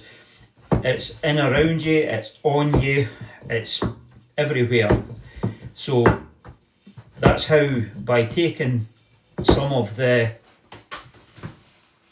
this is the opposite, I had a wee bit too much water in this one, is so with it being naturally in the flour, in the air all round about you, on you, it's you take warm water and the flour, and in the starches and the sugars that are in the flour, the yeast feeds on. So you put it in a warm place and it starts to ferment, and the yeast starts to eat all the starches and the sugars in the flour, and that's what forms the yeast in the starter culture. And that's why over a period of days you keep feeding it, and the yeast becomes more and more and stronger and stronger. So after about 7 days, it'll become really reactive like this, and I hope everybody can see that. It'll become really active like that, and it'll actually go mad. It looks like the Quatermass experiment sometimes. And if you put it in too small a container, it'll actually go so frothy, it'll come spilling out over. I've actually had it that I would put my starter container on top of a tray, because it's gone that mad, it's spilled out all over the counter. And so it's basically a living organism. The yeast is all round you, so that's what they used to use. You just feed it with flour. It's all the sugars and starches that are in flour, and the yeasts just eat it and grow. And it's a bit like beer yeasts. When you put yeast in the beer and you add sugar and all the stuff that's in the wort of a beer, the yeasts eat it until it gets to about, the alcohol becomes about, the strongest a beer can be is about 17%, and then the alcohol becomes too strong and the yeast is unalived by the alcohol. So that's how it works. It eats all the sugars and everything in the wheat, and so that's how it does it. And so you're feeding it every day till it becomes stronger and stronger. And then after about 7, if I took a little piece, I'll actually try and show you this. I'll chuck these two into their bannetons, and then I'll see if I can get a float test to work for you. What you can do is to see if your starter is strong enough to actually bake with. I'll be back in a second. I need to get a glass.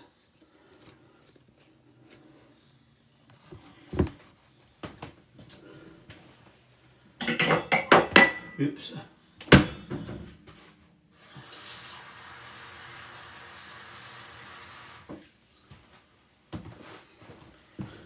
You can do what's called a float test with your starter to see if it's active and strong enough to do your bread with. And this one better not call me a fibber, because it's really active. So what you do is you take a little blob, hopefully, can everyone see the, right, there's the glass jar there. So what you do is, and you don't put too big a blob or it will sink right to the bottom. You take a little blob of the flour, hopefully, is that, oh wait a minute, that might be in the road. Right, get this out the road. Right, you take a little blob of this active starter and you get it to go onto the water. Come on, this is going to drop too fast. I dropped it too hard because I couldn't get it to come off my finger. Right, you take, I'll try it with a spoon. Right, you get a little blob of it and you just lay it on the water.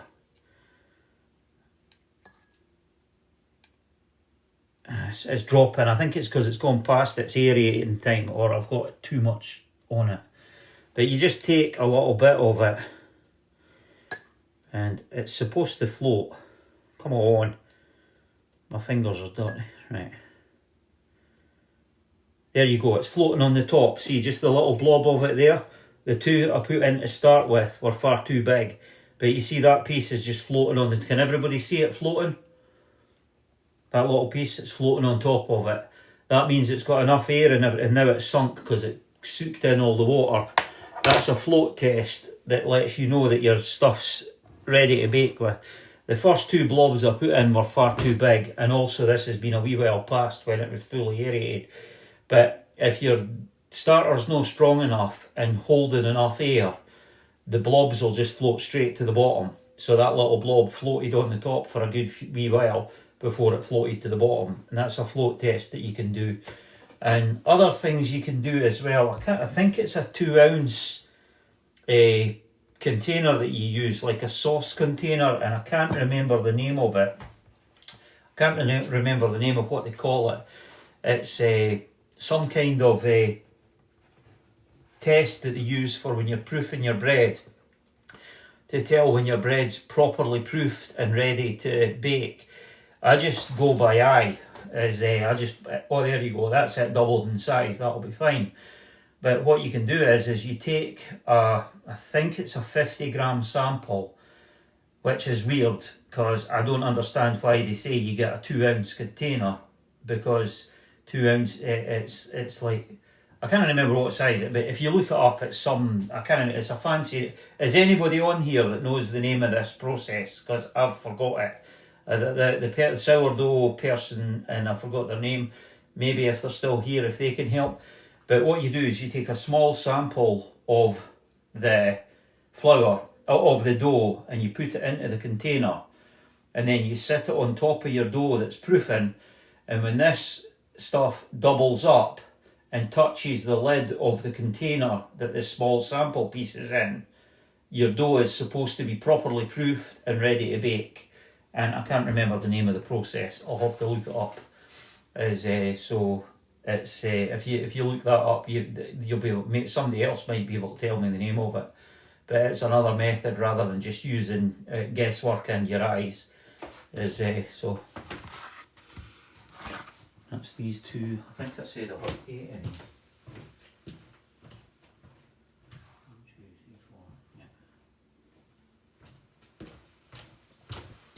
I've got 8 of the Bannock ones, so I don't know if anybody out there knows the name of that one for checking the proof on something. That's it, the aliquot method.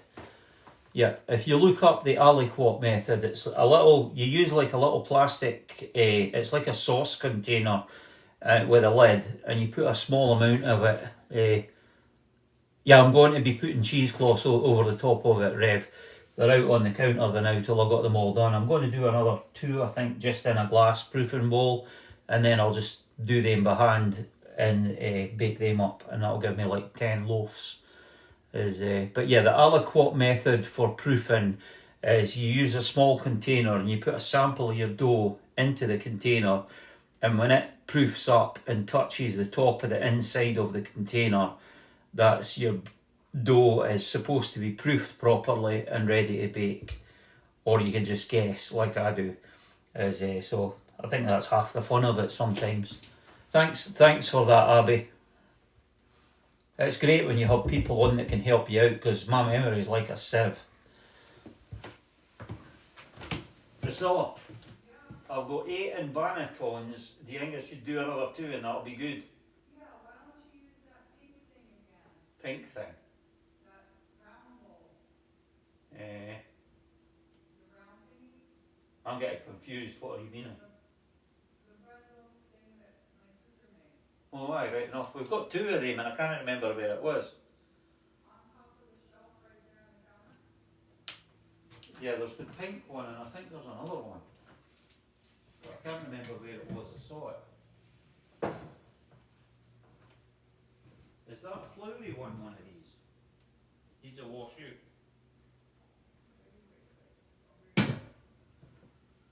Oh, I know what it is. It's on the counter with stuff in it. Well, there's a couple of things. Hi there, Victoria. Hi there. Yeah, guessing's good fun, especially when you're using all the inclusions and stuff. I like throwing things in, and I've used chocolate, chocolate chips and stuff like that. Chocolate chips and cranberries are good. It's been going good, thanks. Hi there, Amy. Hi there, Brenda. Thanks for all the gifts, everybody, and the likes, everybody. Oh, we're up at 26,800 likes. That's absolutely amazing. Priscilla's coming down to help me find something that I might have to put some parchment paper in, because the other day it kind of stuck to it. I've not made a rye bread actually. I've not got. I don't know what kind of flour you use for a rye bread. I've made whole wheat before. It was okay, but I wasn't too impressed with it, as I preferred the actual bread flour to the whole wheat. I got the big bag of whole wheat flour and it's never really used it.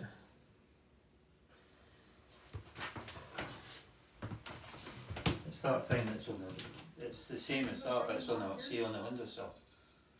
You brought them out here? See there on the windowsill, that's one of them, isn't it? Yeah, that's one. Hold on. Why don't you just use this little guy? Oh, that's the other one I was Let me thinking. wash them for you.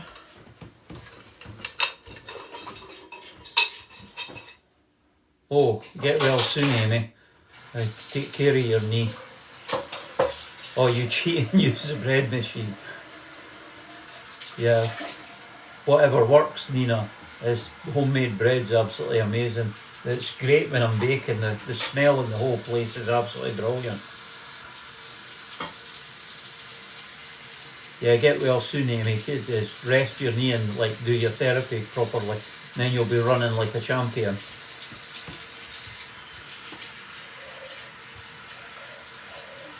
What time is it, honey? 6:35. Great. Yes, with this place being completely open plan, it's unbelievable. You open the front door to come in, and it's unbelievable. That's what I do actually. It's like I go online and I pick the one with the least amount of ingredients and the least amount of steps, and usually they work out good, because it's like sometimes you'll get a recipe and it's got like 40 million ingredients in it, and it's like it's crazy. So I just pick one that's got the other day when I was doing my fry bread using the sourdough, I was adapting a recipe to be able to use discard along with the recipe, and some of them had like 8 or 9 ingredients in it, and it's like an actual fry bread recipe from things. It's basically flour, water, and salt and baking powder, and some of them had milk and all these kinds of things in it, and it was a subsistence recipe in the day, which was like flour, water, and baking powder. So I found one that was very similar to that, and I used the sourdough starter discard, and I adjusted the amount of I used it along with all-purpose flour, and so I adjusted it for the things. The yeast is the sourdough starter, Nina. That's what I was explaining to people before. You grow the sourdough starter you grow over a period of about a week to 10 days, and the yeast is in the starter, and you feed it the day like a few hours before you're going to bake, and it fills itself back up with as much yeast as it possibly can, because eats all the sugars and starches in the flour line these with parchment? yeah, it might be an idea. It like eats all the sugars and starches in the flour and produces all the yeast, and that's what makes your bread rise. Is instead of using active dried yeast that you would use in your bread machine. I don't know if you can actually use a sourdough starter recipe in a bread machine. As there's people have maybe experimented that can tell you that, but this is sourdough starter that I use, and I also have the active dried yeast in there. Where did I put it? I have this stuff that this isn't a thingy one that I can show people. I can show people this. I'm not going to get done for showing people my yeast. I wouldn't show labels. Right, I've got the active dried yeast. I'm covering up the labels so I didn't get a row for TikTok. But I use this when I'm making like a quick bread. I use one of my favourite recipes is an old-fashioned sandwich bread by Nigella Lawson, and I got that recipe offline. And I use that for that, and I can bake that up in about 2 to 3 hours. Whereas when you're using sourdough, it takes around 3 to 5 hours for your starter to feed itself up. Then you make your dough in another about 8 hours, five minimum, sometimes 12 hours to proof, and then bake your bread. What did you say, sorry? Or good scissors. They were on that counter, sorry, I never hung them back up because I was doing something. I better I'll need this last one, that should work.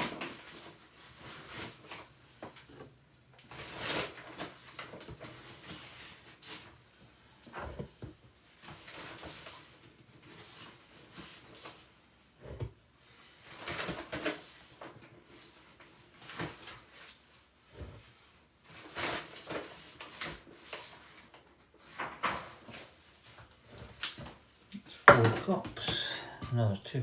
I'm going to have to use my 3 different thingies to get my 2 cups. A little bit out of here, a little bit of him.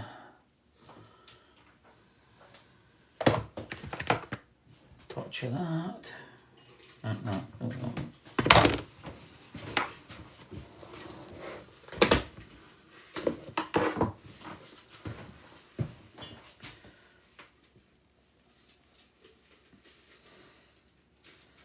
Like I say, you always want to keep some of your starter back for making for the next time.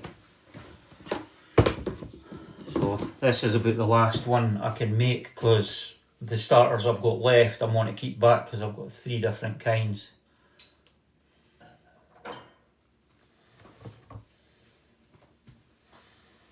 Right, I need a cup and a third of water. What did I do with my jug? Is everybody having a lovely, what day is today, Friday? I'm hoping so. Everybody having a good Friday? Priscilla's asking if everybody's having a good Friday. And I'm measuring out water so I can't see at the present moment.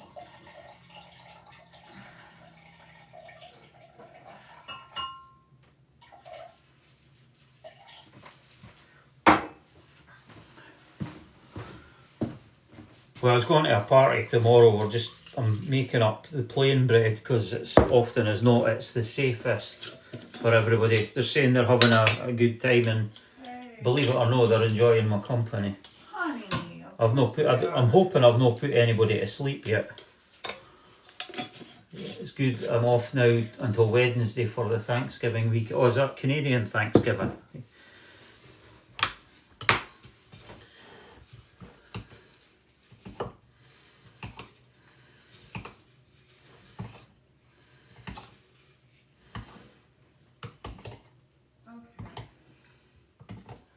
Do you want the parchment in there, my love? If in the bread thingies, yeah, if you want to do it, that'd be great. I've never done it before, and I'll probably lose patience trying to get it in. I got it. They're both done. Oh, thank you. Is there a little disc in the bottom? Yeah. Well, I cut it. Alright. Put it like that in the bottom. Will that work? Yeah, it should do. Do they get flowers sprinkled on them out I here? honestly couldn't tell. It might be an idea to sprinkle it on the bottom. No, these Oh, ones. they're still proofing, so I don't know if you. I think it's once they're proofed you sprinkle it. Before you slice it? Yeah, before we score it and put them in the oven. And the ones that are on the cloth things need to be taken out the cloth, if you Yeah. see what I mean. Hey, I was thinking Oh, what we should do. this is called a Danish whisk, and it's instead. I don't have an electric mixer. I burned the motor out in the one that I had. I had an old one that I'd picked up at a community aid shop, and the motor went on it. So Can everybody see okay? I just do it by hand, and this you just combine all your ingredients and then finish it off the hand. It's called a Danish whisk, and I use it for all different kinds of stuff when I'm baking as well, like mixing up cookie dough, my biscuits, scones, rock cakes, and all different stuff like that. When I'm mixing up the ingredients, or when I'm making waffles and pancakes and stuff, I just combine all my ingredients with these. They're really, really good. So. Oops, I just dropped a bear, no stamp that all over the place.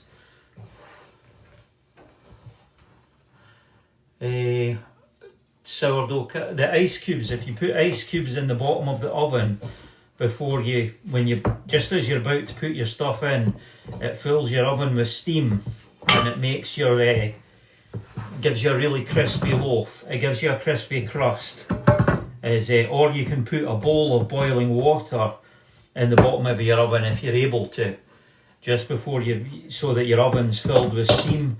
Another one you can do as well is if you take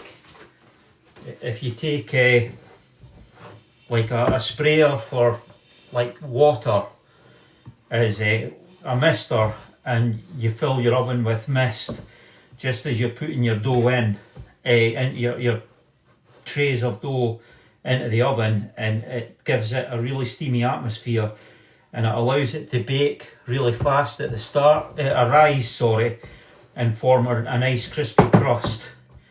And so they do that. So thanks for saying about that, sourdough, Cassie.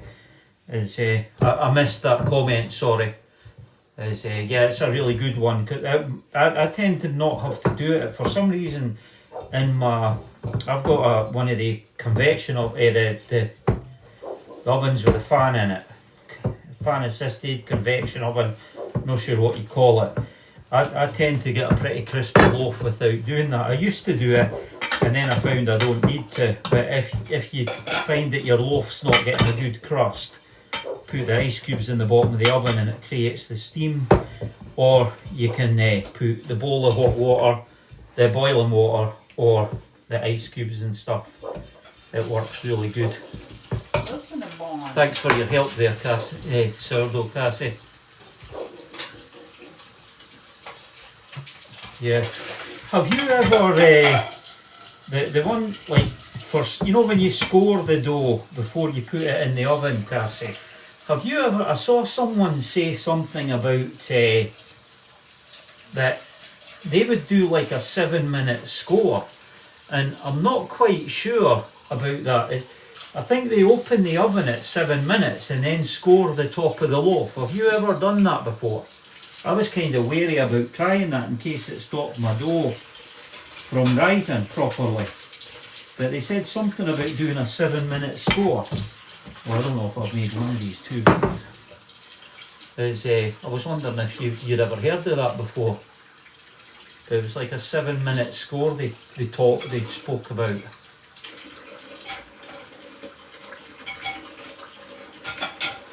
Alright, yeah. Because I score it before I stick it into the oven. But it was like the way they were talking was like they put it in the oven and then after 7 minutes they would score it. So but I was wary that it would stop my fruit. My rise. Morton, What? I'm about to cry. You know what these knives are? What? These were my mom's knives. Were they? Yep. They were in her kitchen, in that pink thing. Oh, right. Yeah, I found them in that cupboard there. Yep, these were mom's. My gosh. Yeah.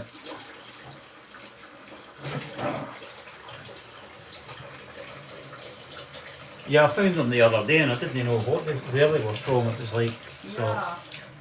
Yeah. Now's the worst part of baking is the clean up, and then I've got rock cakes to make. All of your dishes. Yeah, I like making rock cakes, except that I hope I never ever make them as bad as Hagrid. When they were on Harry Potter, it's like his ones were apparently horrible. Maybe he used real rocks. Yeah, I think that's possibly what he did. Hi there, Lisa. Oh, you should have a go, you flipping mama. It's really easy.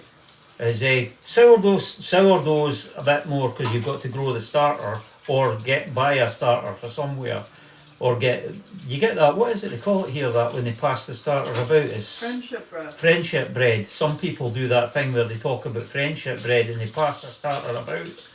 And thanks, thanks if Felicia's on. Thanks, Michelle was told to come and watch us for Felicia and Steve. Oh, But are they at the church? I don't know. Are they at the church? But yeah, round about here they have this. Honey, we need to take them bread. All right, they have this like Amish friendship bread they talk about, and they pass a starter about. They're at the church, and is Felicia on right now? I don't know, to be honest. She's probably live. We should see if They had more than 100 people in the live. we can take. Yeah, they're live. We can take bread to them when we go to Cayenne. But if you want to try making bread, a good recipe to try is the Nigella Lawson's old-fashioned sandwich bread. I've never had that go wrong on me. It's just follow the steps and it comes out really great. Thanks for your awesomes things and everything. She was talking about you guys. Oh. I hope it was nothing bad. If you go back on. I'll let you talk to her. Here. Put that away as well. Here, do you want to take that over to the sink? And this? And I need to get them You need and this? cleaned it into different containers. What dough are you baking up though right now? I'm not. I mean, I've got the two are in that. I've got 10 loaves. Oh, so For 2 tomorrow. are going to go in here from Aye. proofing. Yeah, 2 are in there. Gotcha. I've got no other, but unless I Oh, do. they're in here. I Yeah, see. I've got no more starter that I can use. Okay. Hey, where should we bring all these? Let's get them in here. Let's get them cozy in the kitchen. I in the need to little get the kitchen. counters. If you talk to how intriguing our lives are, don't tell anybody. But Martin was just cooking with everybody alone, and I went and sat down. Oh, the strawberry glazed bread! Yay! Steve liked that, babe. The strawberry bread. Oh, that's good. I just went and sat down. I was going to work on my iPad because I like to not bug Martin while he's doing this. And I fell asleep. But we're going to be up till like 1 o'clock this morning. So I needed a little disco nap. I needed a little sourdough nap. Because we're going to be up late tonight. We're doing an airport run. I'm going to get all of these cozy as Martin's washing the dishes. I'm going to get all this stuff cozy. And get this. Can I borrow the cleaner or the rags for 1 minute? There it is.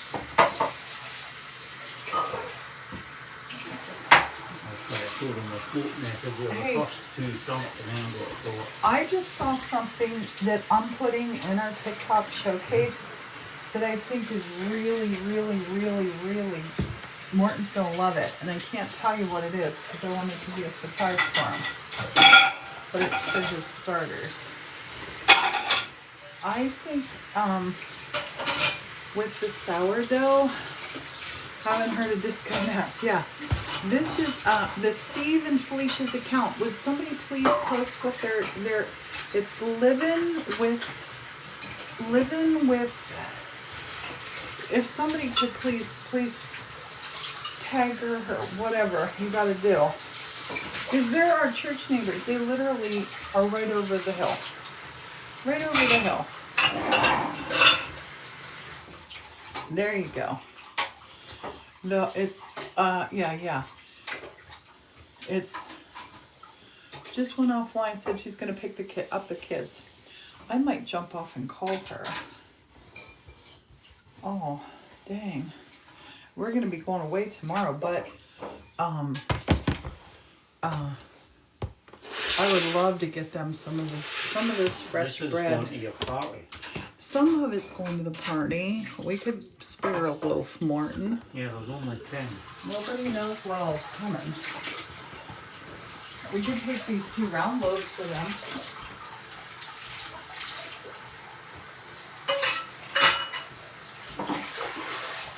I'm gonna put these in here. I'm gonna get our bread all snuggled up. I'll show you what my grandma used to do. When my grandma baked so much. We're not going on vacation. We're going to, my cousin has a humongous autumn party every year. She loves autumn. Fall party.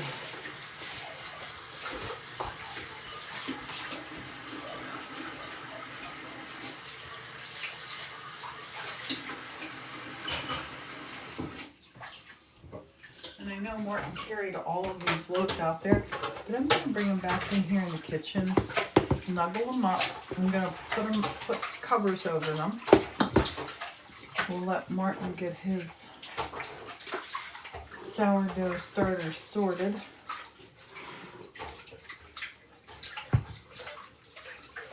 Gonna put these all together. Can't find their site. It's living with the Holy Home. That's it. Thank you, thank you.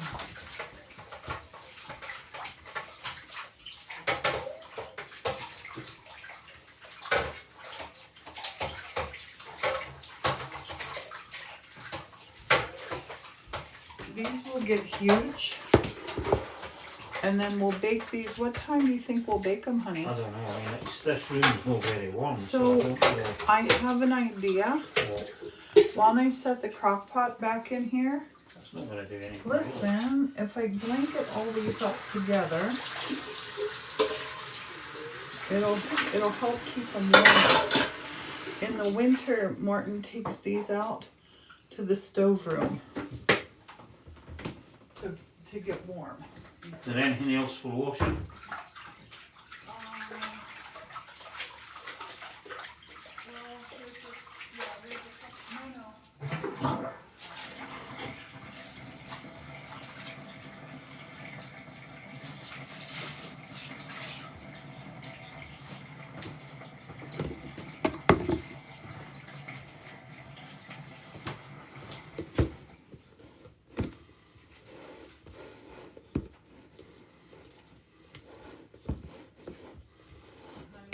What? Channel my grandmother just now.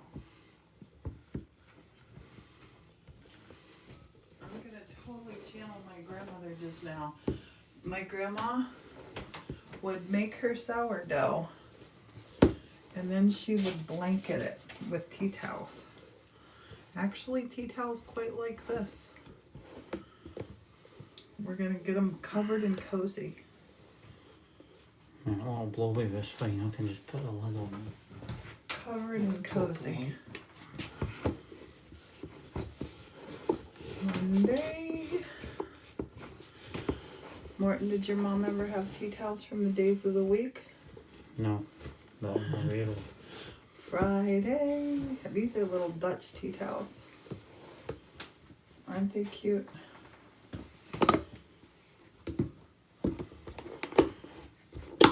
Stitched by hand with love.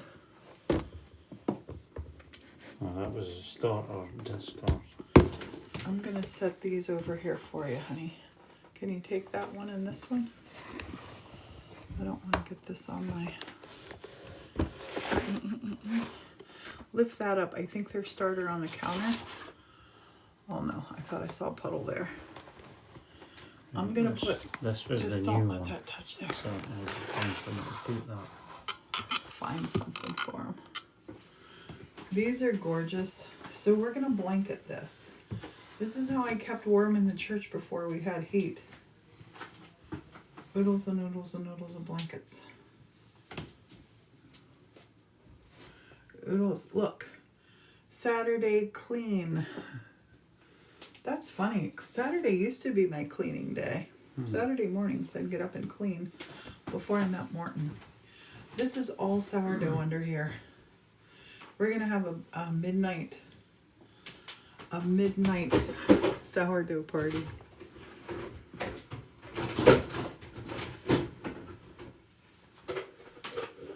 Been in the hospital since oh my goodness.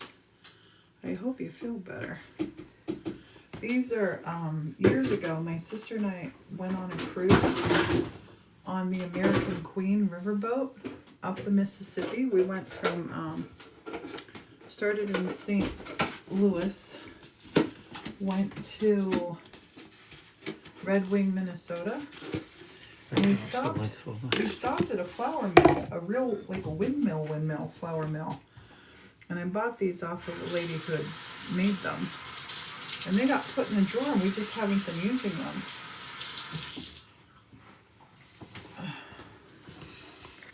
These are the sourdough blankets that we're using tonight. Hello, hello. Where are you? I'm in the kitchen. Is there a package? Cayenne. Thank you. Oh, it says Tornado Live right in there. Oh. You're on it. Is that the one? Yeah, do you use Yeah, he'll love it. Thank you. Pop it in the fridge. Thanks, Erica. You're awesome. I love you. Oh no. Is it cold?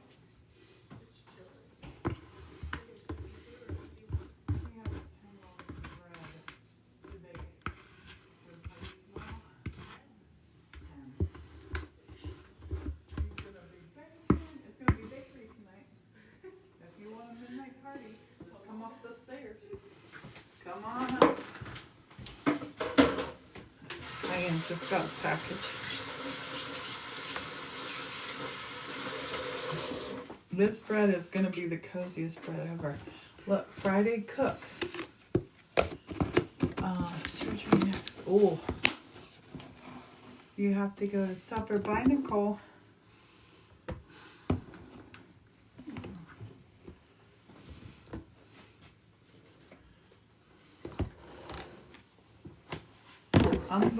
I'm going to town. We normally don't put this many on, but it is chilly in here and there is no heat on. We're gonna do this to get them to proof. They'll proof. I think we should should probably find a different container for this. yeah, find a different container. There's loads of them. I'd have been better with this one, but that's this Flip. card I was going to use. I Just- suppose I could chop that into that because we're going to be using it anyway. Just so you know what you're doing. This is all the bread. All below here. All bread. We're having a bread party tonight. Midnight. Martin will be baking. Well, we won't be back from the airport yet. Ziggy, turn on watercolor. Okay, Ziggy, turn on globe. okay. Okay. Did everybody have fun baking with Martin? Look at him. Look at Martin going. We're going to a party tomorrow. Martin's going to dress as a baker. He's going to wear his clothes. He's going to wear one of the aprons and he's going to wear the chef's hat. And we're taking 10 loaves of bread. 10 loaves of bread. And this, in our little storage container, look at this. This is bread. He baked this at 7 a.m. This is some of that strawberry loaf that Steve said he liked that's left. That's all that's left of that. It is really yummy. Fresh strawberries. And this is store-bought stuff down here. We're loving this, though. I love it. Doesn't it look so cute? So cute. Irish linens at home. Best lemons. Oh, that's cool. Ziggy, turn on books. Ziggy, turn on books. What do you want to turn on? Books. Sorry, something went wrong. He's right here. Ziggy, turn on books. Okay. Siggy's like, meh, not gonna do it. The, this whole area now in here, oh my gosh, with those geese up there, I might end up moving back to the library. Just kidding. But it's gonna be so nice when people come here now.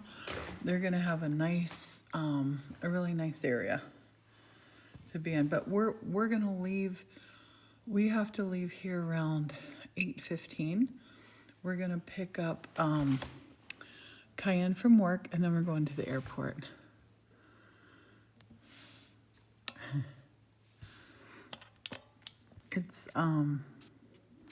It's cozy in the church tonight. It'll be real cozy around midnight when Morton's baking bread. Well, our grandson gets in, I think 11:30. He gets into the airport. We're gonna pick him up, and I'm gonna go to this beautiful, I think it's called Hotel Bethlehem tonight. Not to sleep. I'm just gonna go in for a minute.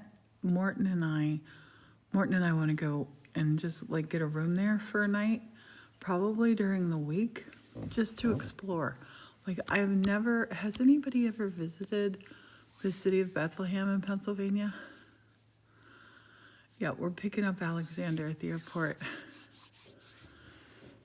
I'm excited. The Bethlehem, I haven't been there, Ms. Reba. I haven't been there since I was in my 20s doing art and craft shows. Your friend was married at the Hotel Bethlehem. Oh, it's so cool. Well, the Mervarian Village, is it Mervarian? What? What is it, honey? I'm a marker pen in this show. What kind of marker was it? It was a Milwaukee marker pen. I did not touch it. You live very close to there. Wait, is it? It's Moravian, right? Is that how you say it? Moravian. Moravian. Check. Moravian. You got masking tape there? I do not have masking tape here. Moravian. Yes. A couple years ago, we had a workaway here. She was from the Czech Republic, and she was a translator. She spoke 12 different languages, and she was so amazing. Her name's Hanka, and we went to Ephrata, and we went to Moravian Cemetery by Ephrata. But this one, the Moravian, it's a UNESCO World Heritage Site. It's incredible. The buildings are so beautiful, and just, oh my goodness, we had so much fun. You're gonna have to rearrange that fridge. Honey, you cannot have 10 containers of starter in the fridge. No, Can't. 10 containers, I've got 3. Well, you're gonna have to get them down littler. They won't grow in the fridge, right? What? They won't grow in the fridge, right? Why you got them in those big containers? They're not big, the only one big. They're big containers. They stay dormant in the fridge. It's a long A, Moravian. That's what I thought. Honey, everybody's saying it's Moravian. That's how I said it. Morton said Moravian because it's Czech. I don't know that. Yeah, I used to I always called them Moravian stars. Just looking for masking tape. Looked everywhere. Had to go with painter's tape. Yeah, I know it's like you say tomato as well. I say tomato. He says tomato. But in the cemetery yesterday, they do horse and buggy rides at Christmas. Oh, I want to go there. So, there's a Moravian church and cemetery in Staten Island, not Staten Island, Staten Island. Go to the village in Winston-Salem, beautiful crafts, nice. Well, in the cemetery yesterday, the Moravian cemetery that's in the Moravian village, which is a UNESCO World Heritage Site now, I picked all of these leaves And I don't know, did anybody see my TikTok about preserving your leaves with this? Did anybody see my TikTok about that? I've never done this before. And oh my gosh, this preserves your leaves. Look at already. Oh my gosh. I made that video before this was done. I know it would work because I've used these leaves before. And I've watched a lot of people make these. This is my first time making them. They are already getting glissified. You were married at the Moravian Church. And oh my gosh, that's cool. So is that just the things that Christmas time. the starter cleaner? Mm-hmm. There's nothing else to be washed. Nope, nothing else to be washed. I'm gonna use these leaves. I have a ugly lampshade back here, this one. I'm gonna cover that lampshade with these leaves. And we got all of these leaves at the Moravian Cemetery. And this is already working. I had to post that video today. My videos that I post for the TikTok shop, a big hunk of them is gonna be stuff that I wanna do with you. You know, like right now it's leaf time. Pick these leaves. This one I've seen people, oh gosh, I just spilled that. I've seen people doing this. It's just soap. Yep, they're gonna soak for 5 days. I'm just pushing down on these, just making sure they're all totally covered. And I've seen people putting them in 5-gallon buckets, and it just seemed excessive to me. I don't think they need to be in a 5-gallon bucket. I put these in, these are in Chinese containers in a little Rubbermaid container. They're soak them for 5 days, and then you dry them for 3 days. And I'm gonna line up actually I might zigzag back and forth in the turkey window. And I got little tiny clothespins. The liquid in the leaves, it's in our TikTok showcase. And I have so much, I've only used 2 cups of this. And this is the 1/2-gallon container, I think. It's the gallon container that's in there. Colorless, odorless, tasteless. Great for use in making soaps, cosmetics, and lotion. And it's glycerin vegetable food grade. And that's in our TikTok shop. But you take 2 cups of warm water, 1 cup of that, and then pour it over these leaves. And I'll tell you what, it's looking, they're already, like I can already see something's happening to them. They get kind of like, I don't know how to describe it. I have a wreath, let me look, because there was a wreath that I made that I have some in. Let me see if I can find that. I think it's back here. I think, nope. It's not.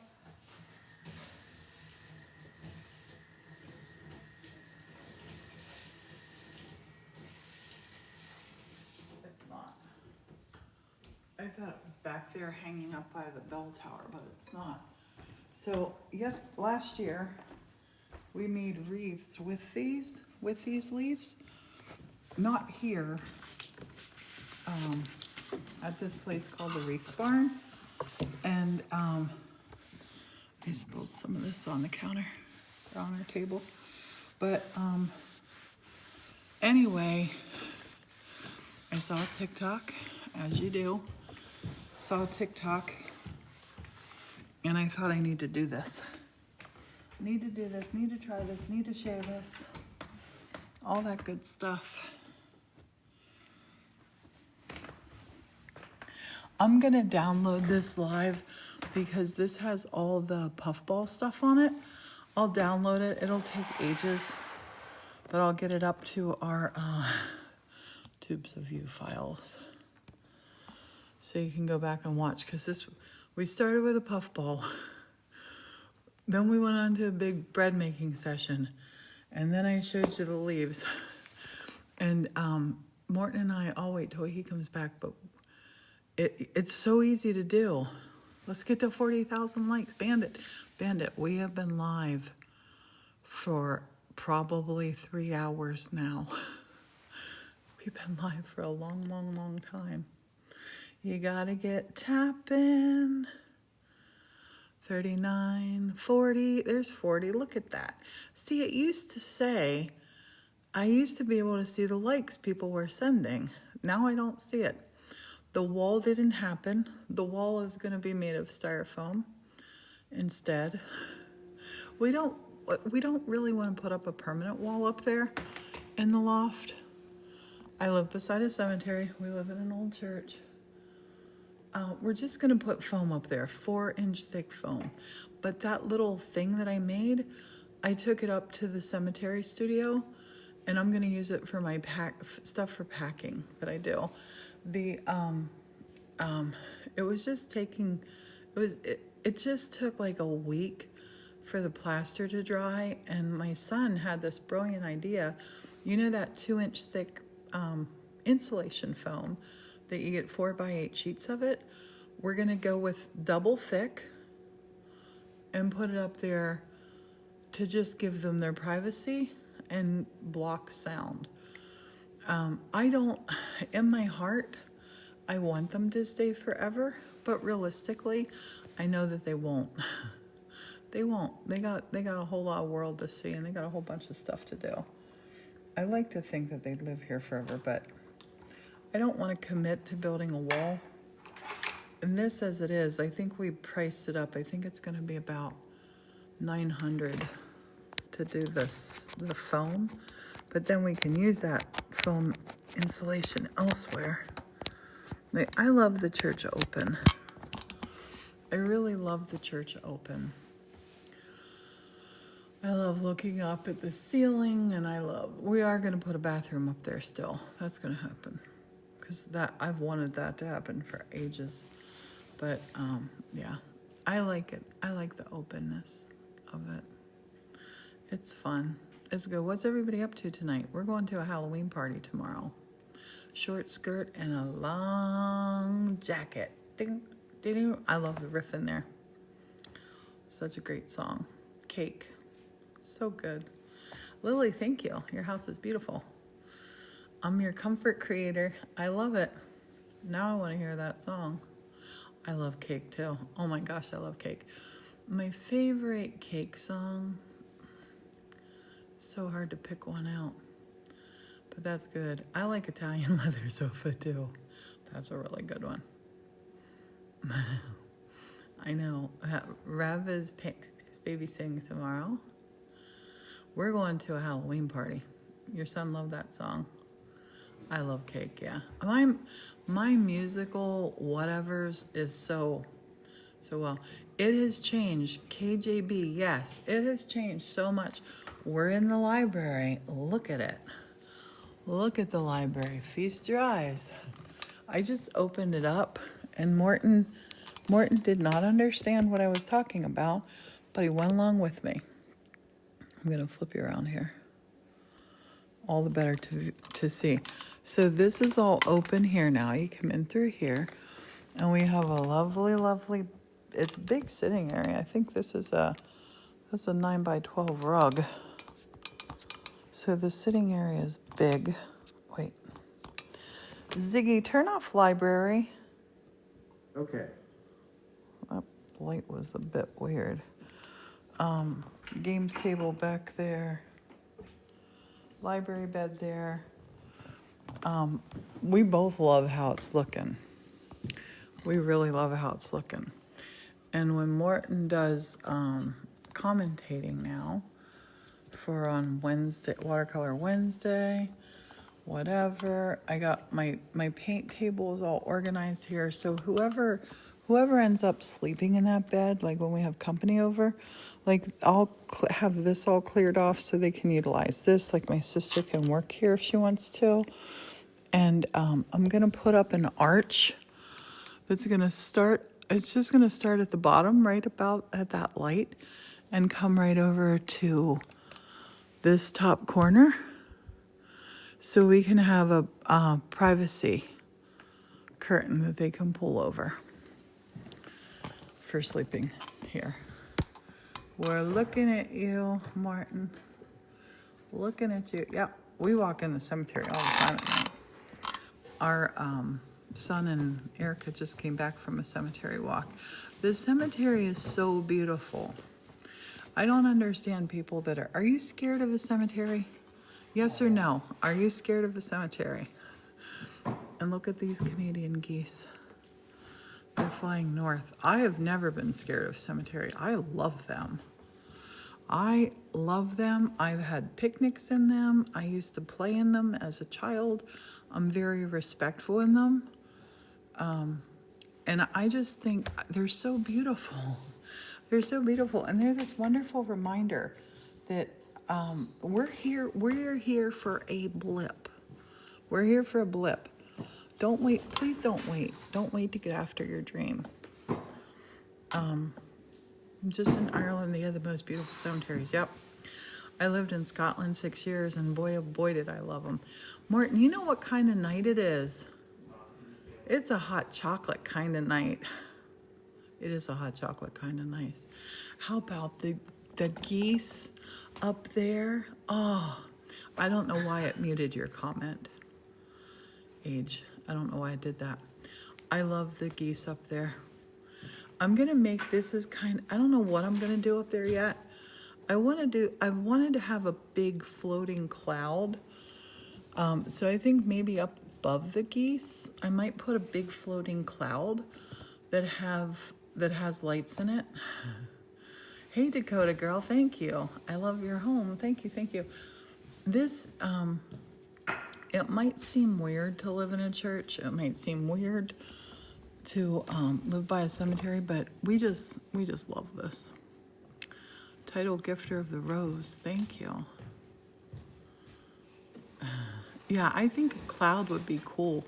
I want the arches, I want to paint them all like wood. And then the in-betweeny parts, I want to paint them like clouds. What are you making now? Oh, we're going back out to Morton. Fly away home. Yes, the geese. I'm going to take you back out. Morton's making rock cakes. So, did you get enough Hershey? Hey, Hershey. You're not far, an hour. Did you get enough of baking with Morton, or are you hungry for more? He's going to bake rock cakes. It's a Scottish thing. I'm going to take you out, get you plugged in. Morton's going to teach you how to bake a rock cake. Look at, oh my goodness, I love it. So, these are now high enough. Look, I got a bright idea. Light bulb came on over my head. You love baking with Morton, you're Scottish. What? Should I do a double batch or what? Definitely do a double batch, babe. Definitely a double batch. I'm gonna plug you in. Is this your phone charger or mine? That's mine. Do you need your this? No. Okay.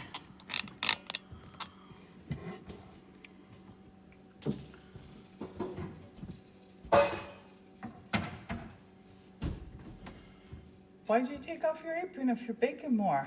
Because I forgot to put it back on. I had to go to the bathroom. Oh.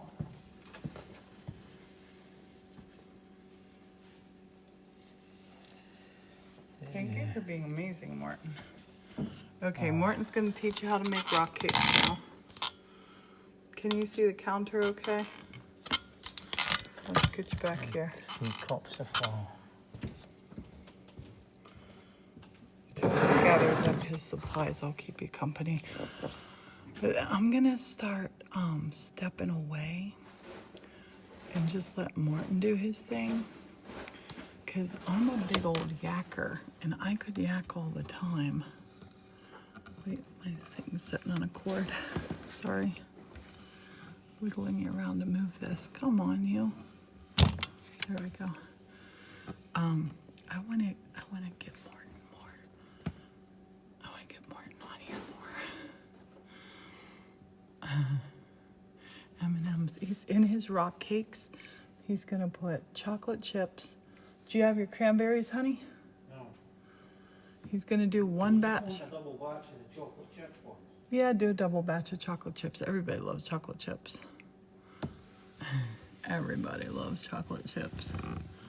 Put you back here. You like the yak yak. It's 7:23 here.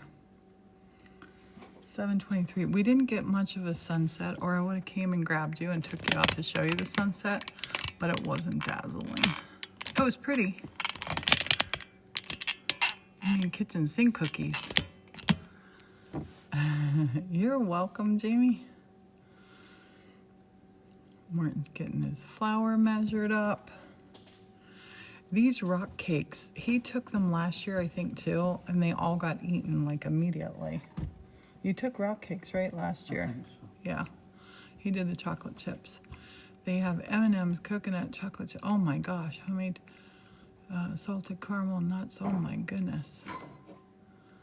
Yeah, he's taking 10 loaves of bread this year, 10 loaves of sourdough, and rock cakes. Honey, come over here and talk to people as you're doing it.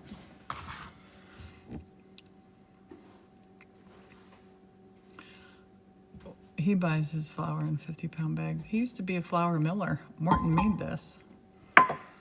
Came over from living on the levee. Hey! Is Steve still there and did Felicia leave? You want to start a sourdough? We got a bunch of sourdough kits in the showcase. You gotta add them.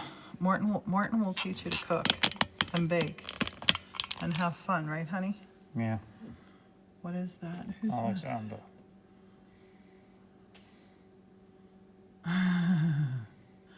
Is he at the gate now? That's the message he sent me. Are you at The starter, the sourdough's really easy. If you go up Sal's thing, we've got videos growing a starter from scratch. Where's he bringing 10 loaves of To a bread? family party. A Halloween party tomorrow. Oh, Need Felicia the left. recipe back up. Okay. Great. Love you, and this is Grandma.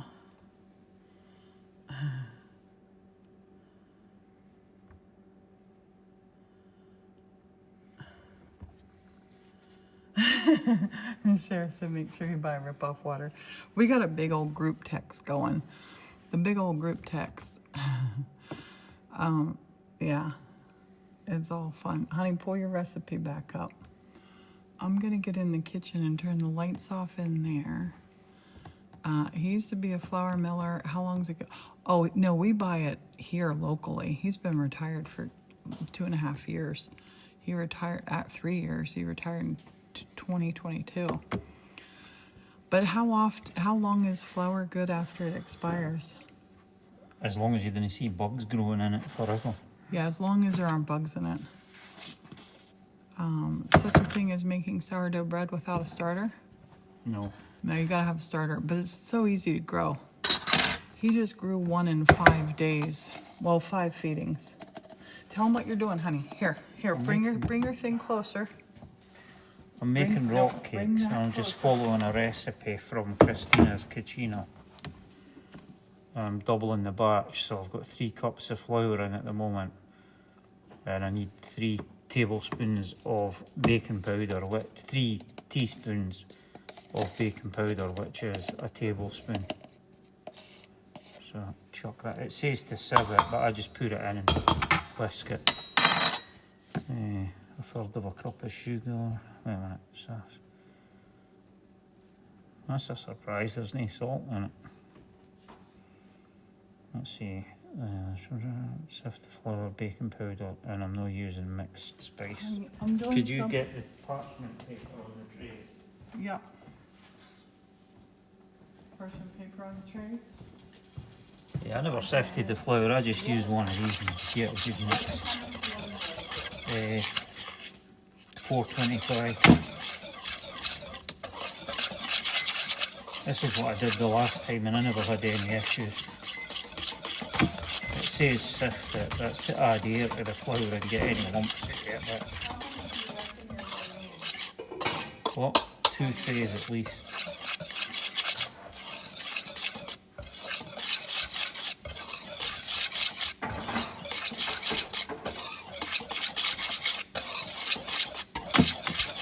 That should be the baking powder through it. Cream the butter and sugar until creamy. This is the bit that's no much fun.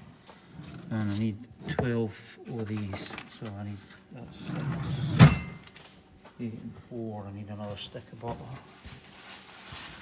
I'm going to soften these a wee bit in the microwave. I need another bowl.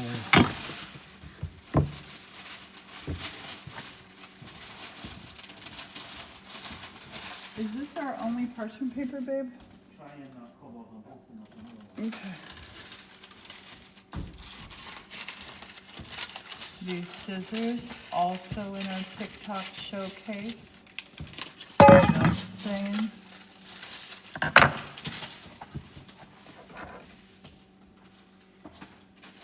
need 12 of the butter. What do we do on a sharp knife? I'm gonna set these here for you. So they're right here for you to put in, babe. Or for you to use.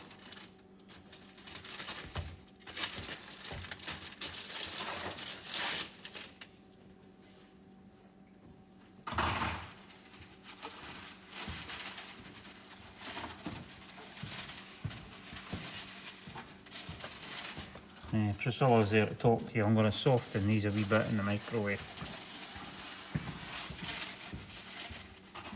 Wait, did he say talk or did he say dance? We were talking about dancing and how Morton does not like to dance, and I like to dance.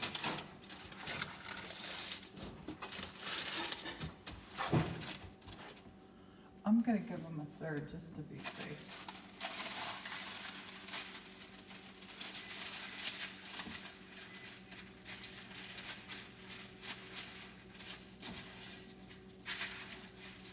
Okay, that's that.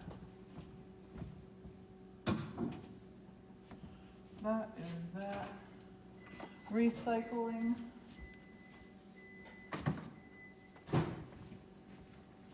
I'm obsessive compulsive, I can't help myself. The last time I was trying to cream butter and sugar and with the butter straight out the fridge, it was a nightmare. So I put these in the microwave for like 15 seconds so that they're nice and soft. Can they see what you're doing? Oh, and as much as I'm standing here, Honey, show them what you're doing. That's baking with Morton. try to unwrap Baking butter. with Morton. Where's the edge of this? You gotta be able to see what you're up to, babe. Hopefully I've not made it too soft this time. The last time it was trying to cream the butter and the sugar was total nightmare. Is this dirty now? What is that? It's tea with the looks of it. I'll put this into the sink. Right, that should work. Right, so cream the butter and sugar. I'm sure it was 2/3 of a third of a cup of sugar, so I need 2/3 of a cup. This is when it gets a nightmare when you're doubling up a recipe. It's like trying not to forget one of the ingredients. So that's Butter is in here. one. What? No, that I'll needs to put go it back back in to the the fridge. fridge. That's 2/3 of sugar, and I need to get a wooden spoon to mix it up. What you need? A wooden spoon to mix it up. Z. Turn off the books. This is where I didn't have a stand mixer, so I just do stuff like this for hand. That's why I softened it in the microwave, because it was a nightmare last time, because the butter was still hard. Okay.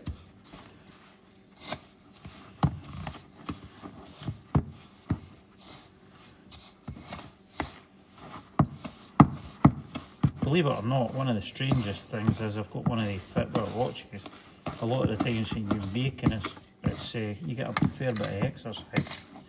The heart rate monitor thing is, sometimes it's weird what it tells you you're getting.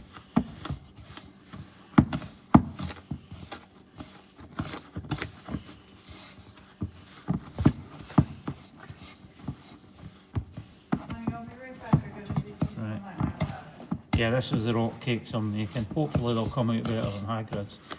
The recipe I'm using, it's Christina's Cucino, and she actually touts them as, she starts off her explanation of what they are, like as being like the ones in Harry Potter and stuff like that.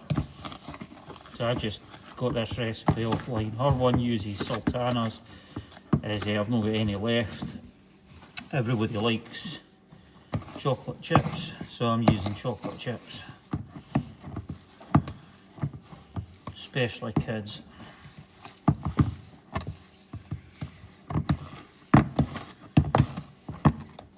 That Harry gets them served up by Hagrid in his little shed in one of the movies. I can't remember which one it is, whether it's the first one or one of the later ones. Right, that's that creamed up. I've now to add the eggs to it now. Make sure that they can see. Yeah. Here, I'll open your eggs up for you. I need to check. My eggs, 2 eggs. But wait, is it a double batch? Yeah, so I need 2 eggs. Okay, so it's normally 1.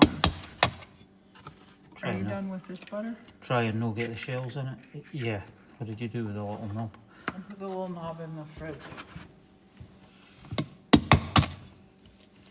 Yep, if I get the shells in it, it will be like Hagrid's. So, I told you Try maybe it, he yeah. needs no rocks. yeah.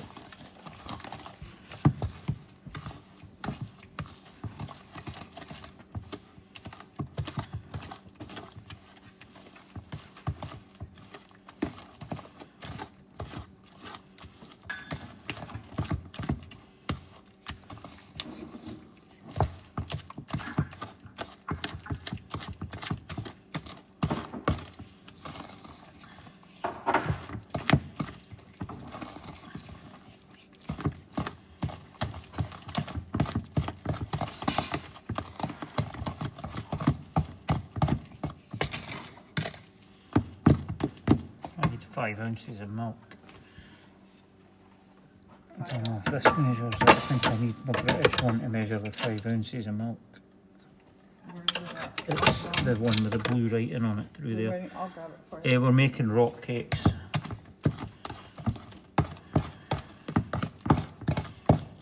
I've got I creamed the sugar and the butter, and then I have to mix in the eggs.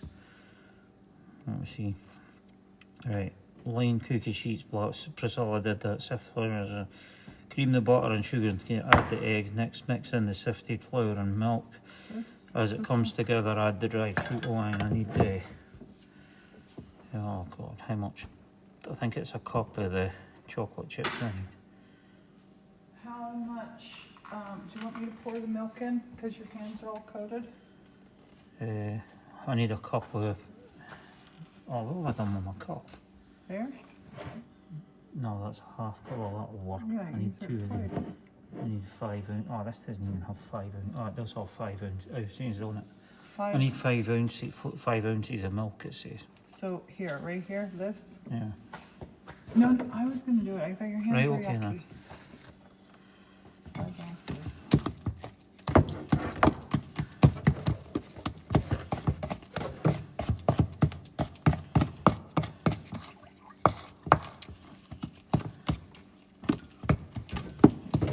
Will these be done before we gotta go? They'll be done in an I hour? hope so. It'll take 20 minutes to cook. Okay. Right, 2.5. There's your milk. Right, so it says sift the flour and set aside. Cream the butter or sugar. Add the egg. Next, mix in the sifted flour and milk. Right. As it comes together, add the dried fruit. Right, so I'll Honey, finish. put a lot of sugar as well, because. I put what the recipe calls for. American. Did you complain about them the last time I I made them? don't think I ate any. You did, because I gave you one to try. Okay. Chuck that in there.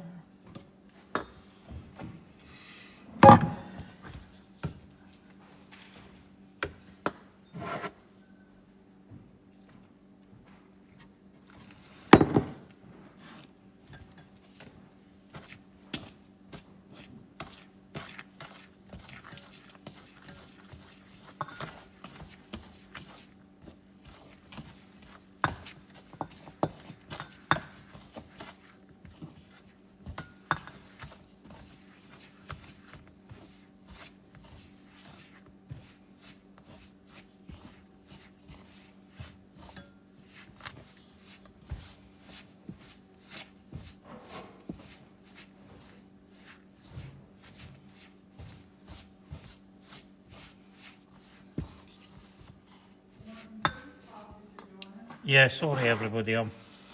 It's 3 cups of flour. That's Christina's Cucina. This one, I've doubled up the recipe, so this one has 3 cups of flour. But if you want to find the recipe, go online and it's Christina's Cucina is the recipe. And it's rock cakes. And it'll come up, she'll have a wee bit blurb describing how Hagrid made them and they were horrible. And she's got it, and there's like all the stuff for making in America. I made these before and they came out alright, and it's like, I don't know if it's because I doubled the recipe, but it's like, no. I need to.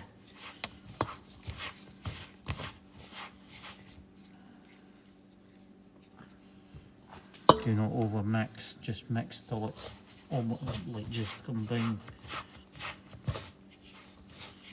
It says it's sometimes when you double the mixture, it's like annoying.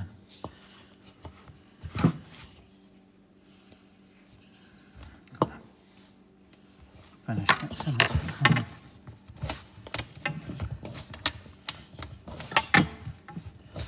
Sometimes the best way is just get your hands in there.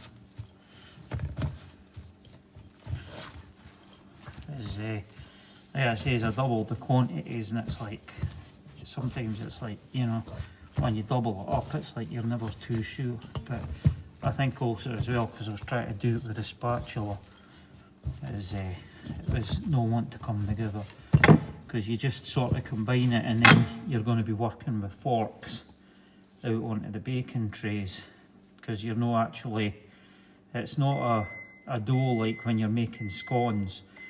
You're like lifting it with a couple of forks out onto the baking tray to make little rock cake, and when they bake up they look like little rock. And that's what I forgot to do, was put in the chocolate chips. You'll win it. Everything in a hurry. Get the dough all over this.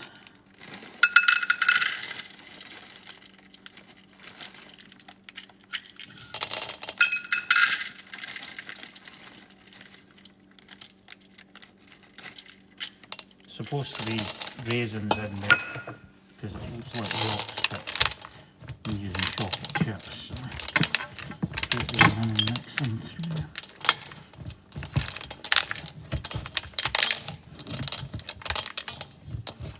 Hopefully these will be alright, because I'm working it a wee bit more than I wanted to.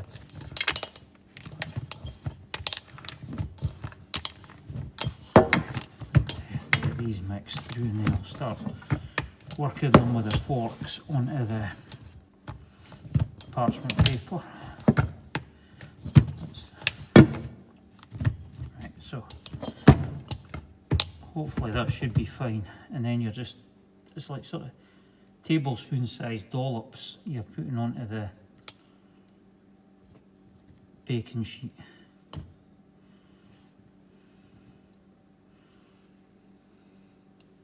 I'll show you in a wee second once I get this stuff off my fingers. It's Christina's Cucina. It's on, I just got it off Google. It's like I put in rock cake recipe, and this one I've used before. I find it's a really good recipe, and anytime I've used it before, it's worked out really well. So fingers crossed this time it'll be the same.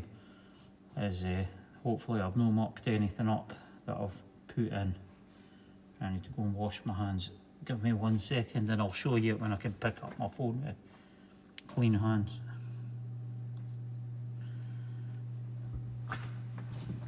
Oh, that's a big wodge of dough there. Don't want to lose that. This is supposed to make 48 of them.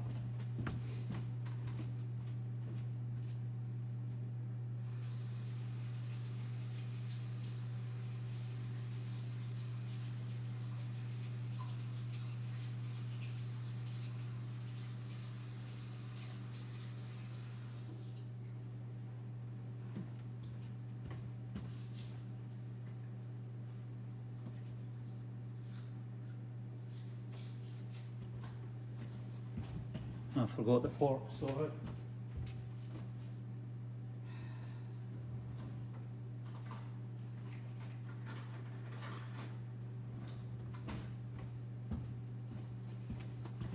hopefully I can get this all to work all right now.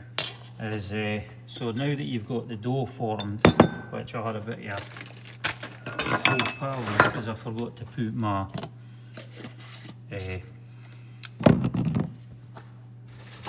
chocolate chips in, so hopefully I've not overworked the dough.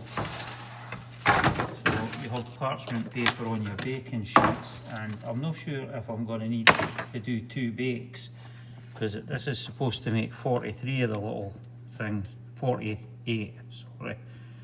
Supposed to do 24 in a batch. So you use a couple of forks and you just get a thing about that size.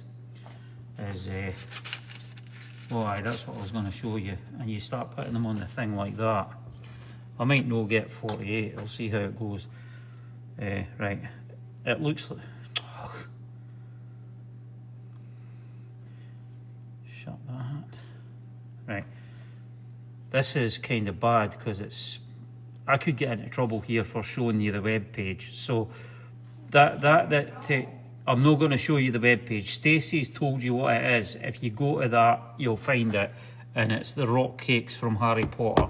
So I was forgetting. I'll get a warning if I go showing you things online. So you're wanting little dollops like this with the forks. You're just putting them like, it's almost like drop scones, or somebody said drop biscuits earlier. You put onto the parchment paper like that, and this is supposed to do 48 of them. So, and they make the little rock cake. They're a bit bite-sized little rock cake thingies. They came out okay the last time I did them, so here goes nothing.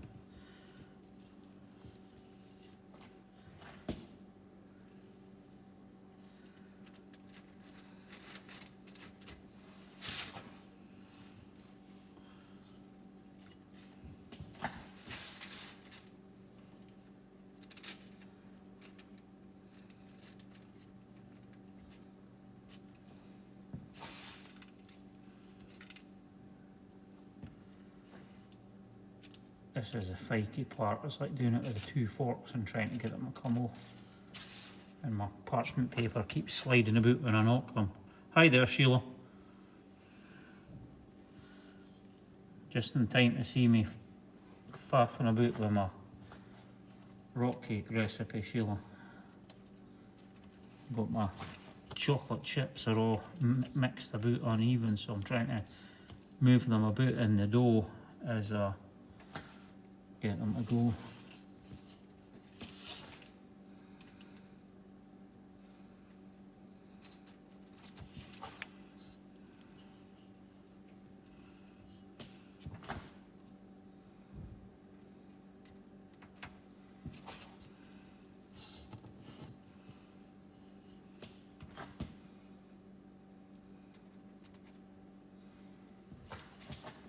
Hi there, Kat.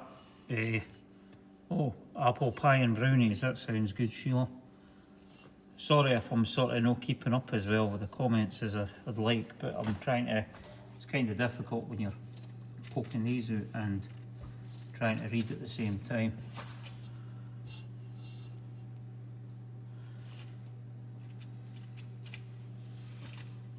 They're just like sort of little bite. The last time I made them, I got the 24 out. I've actually got, I think, about 28 I got done out the batch. It says they make 24. They're just sort of like little bite-size type rock cake thingies. So you can make them bigger if you want, but they're pretty good for when you make them. The little ones, they're quite good for like sharing, you know what I mean? Make them huge, it's like they disappear a lot faster. It's rock cake dough, baby.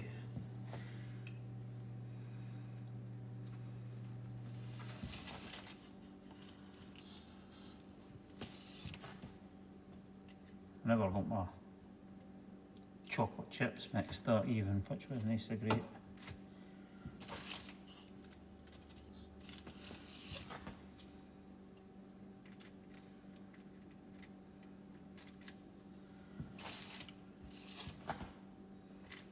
Some of them have got loads of chocolate chips and other ones have got hardly any. Try to get them on the tray as well properly so they didn't end up falling off the edge.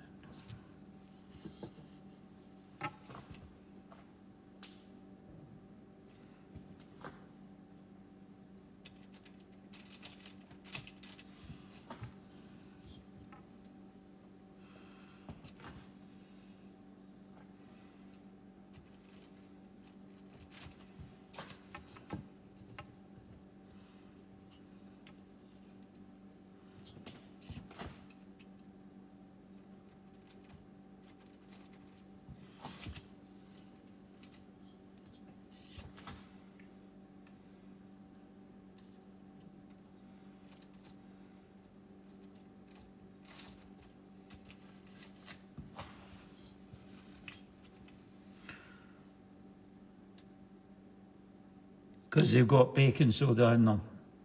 They've got a leavening agent in them. So they should rise. Unless I've done something wrong, they should rise like a scone or a biscuit.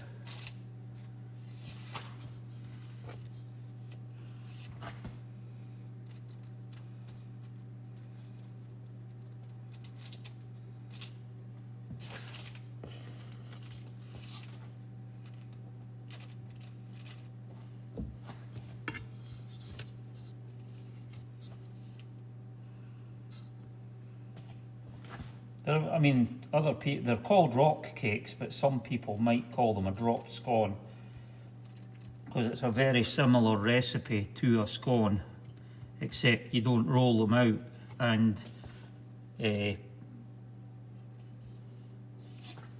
like a scone you would roll out and cut them with a disc cutter of some fashion and put them out on the, you know, on the baking trays.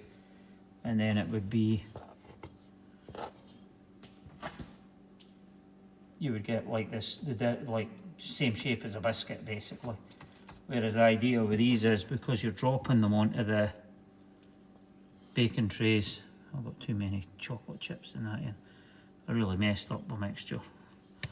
Is because you're dropping them on, that's what gives them their sort of weirdo rock shape when they bake up. And I'm hoping I'm not making these too small. It says you're meant to get like 24 to a batch, so they're very similar to a scone. Wouldn't you say, Priscilla?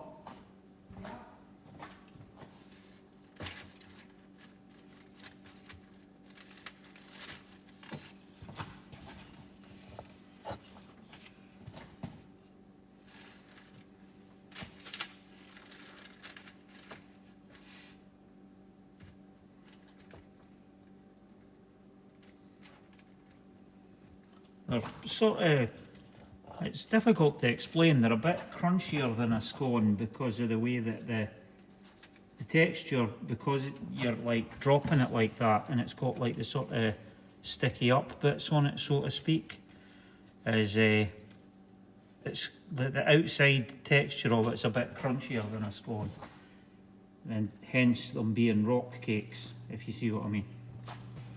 That's about the best way I can describe it. Can you come up any better, way, Priscilla?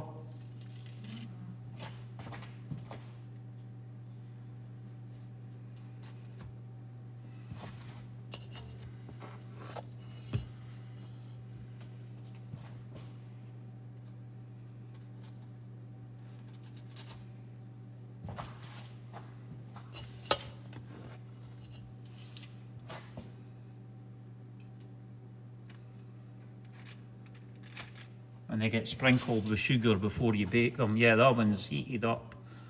Drop cakes. Does it take? Can you do drop cakes? I can't remember if I've done drop scones before. I'm not sure what you mean by drop cakes.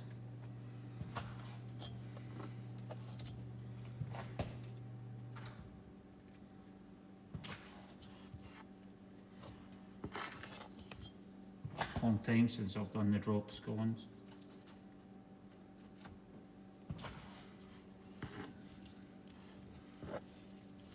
They're just similar to these, they're just a slight variation on the recipe.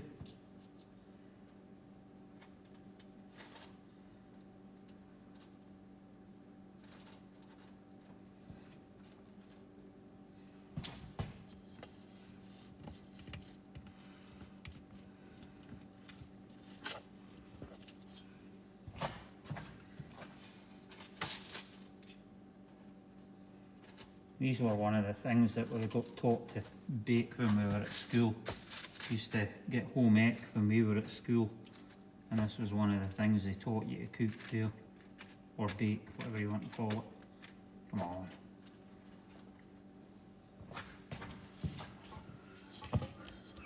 Yeah, I make biscuits. Without blowing my own trumpet, I make no a bad biscuit. I just got the recipe offline. I made them the last couple of weeks with the grandkids and that being there, and they came out really good. Again, it's just a recipe I got offline, and I was surprised how well they came out.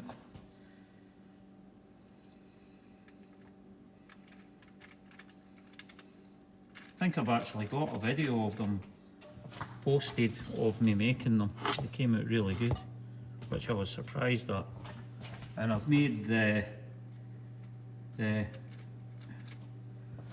red coloured crustaceans biscuits as well. I made them for Priscilla one time. I got the recipe offline for that. They came out pretty good as well. It was a fairly straightforward recipe.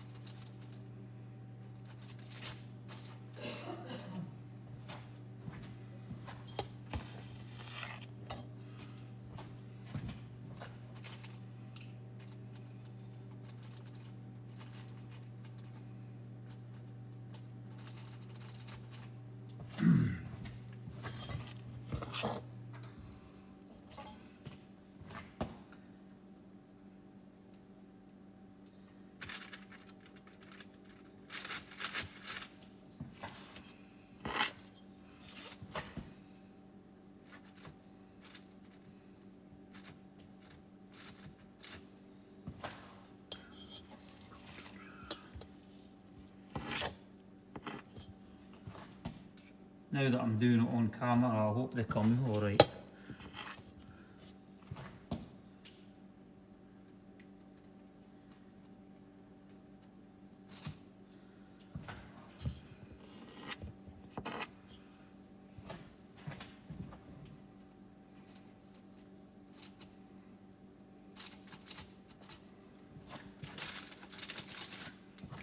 The last time I made them, they came out alright.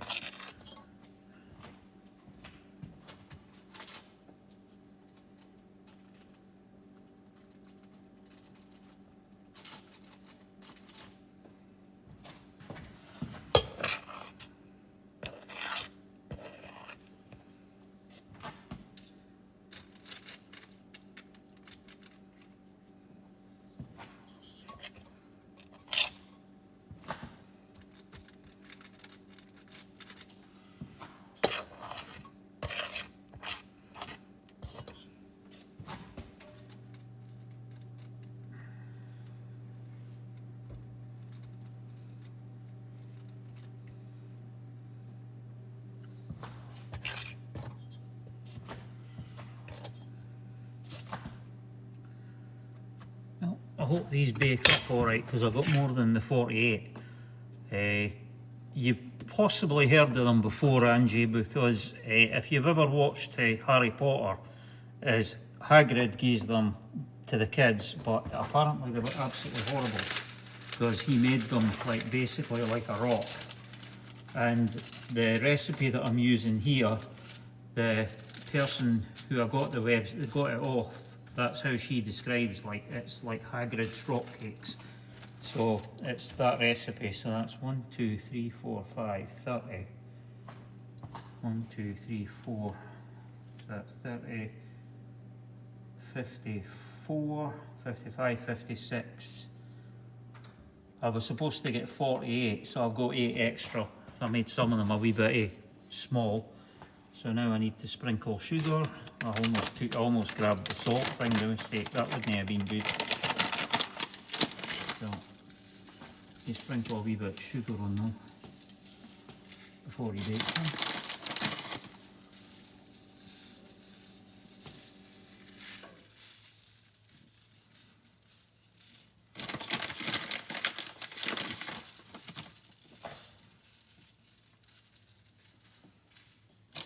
I was worried about them not being sweet enough. I didn't think there's going to be an issue somehow with the sugar on top of them. And the amount of chocolate chip cookies in them.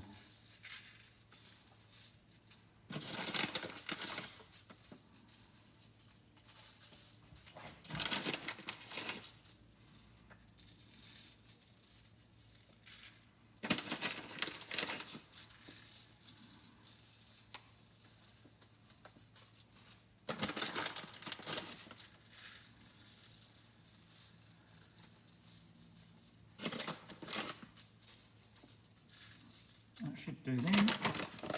Now these go in the oven at 425 I think it is. Thanks Sheila. Right, double check, won't jump to this. Oh there's, oh no I can't because that's what's annoying. I didn't want to get a violation. Right, so sprinkled it with sugar. Sprinkle a lot of sugar and baker the other part of the oven for about 12 minutes. It could range 10 to 15 depending on your oven. So these are going in now.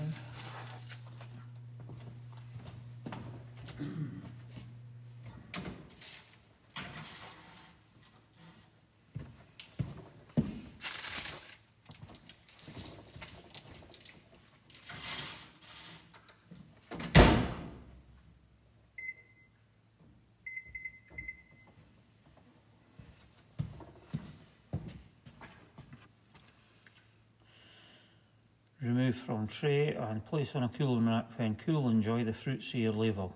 That's really funny.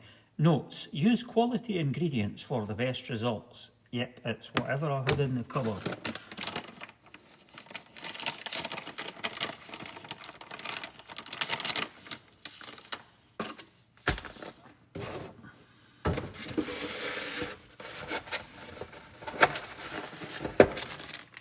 I've got the dough out of this. Let's try and wipe that off. That wasn't good. And I remembered about the chocolate chips. It was like I'd already had my hands were minging, and it was like Anyway, that's clean enough. Put the flip back on it. I'll need maybe them for the next time. That's for the cupboard. That's for the cupboard.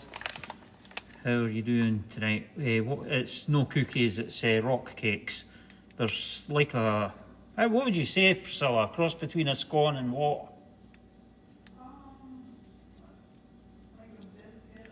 Yeah, they're like a cross between a scone and a biscuit. My rock cakes, they're supposed to have sultanas or raisins in them. I don't know, I can never remember what you call them here, but as in Britain we call them sultanas. Over here, like raisins is the most common name. But I stuck chocolate chips in them because I had run out of them, and I'm not sure, like, most people like cranberries, but I only had cranberries as a substitute, so I chucked chocolate chips in them as yep. But yeah, if people have not heard of them before, they might have seen Hagrid serve them up, and the kids didn't really like them, but that was a kind of total joke when she wrote the story. Sorry, I'm just sticking these away before I forgot the salt. That needs to go away as well.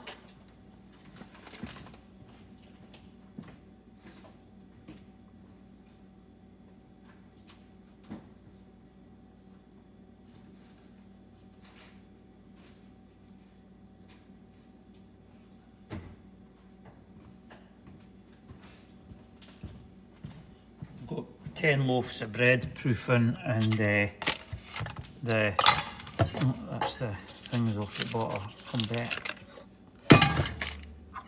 and 54 rock cakes, I'm pretty sure my grandson will probably get stuck into a few of them.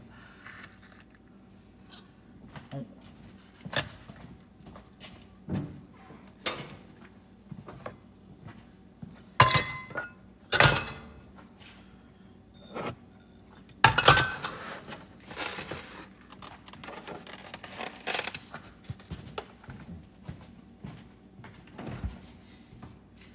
Honey, what time is it? 8:03.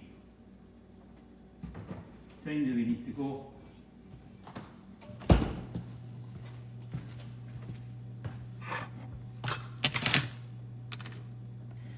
Right, so that's just a case of waiting on it baking. And baking, not cooking. Is cooking baking? That was what was funny the other night. We were watching, I think it was a Great British Baking Show, and somebody said that about they were cooking something when they were actually baking. Did they all fit in the oven, honey? Yep. Yeah, Paul Hollywood scolded the person that was on the show because he said baking, that cooking rather than baking. It was quite funny.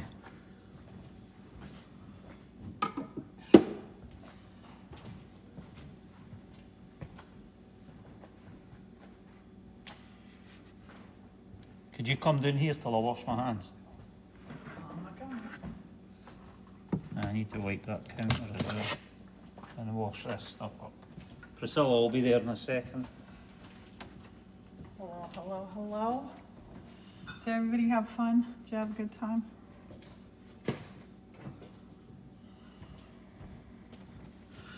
Did we have fun? Morton is baking rock cakes, almost done. We gotta go pick up Cayenne. I'm reading a really good book and I can't put it down. Oh, it's so lovely. It's written by the author who wrote A Tree Grows in Brooklyn. And it's set back in old-timey New York, well, Brooklyn. And it's wonderful. Yay, I'm happy that you had fun. He's humming. We have a big party we're going to tomorrow. And Morton loves to bake for it. The title of this book is Maggie ... now. Maggie Now. Morton actually picked it out, and I'm gonna give it to our Maggie when I'm done. She's gonna love it. Oh my gosh, it's so good. It's really good. It's old. It's really a good story though.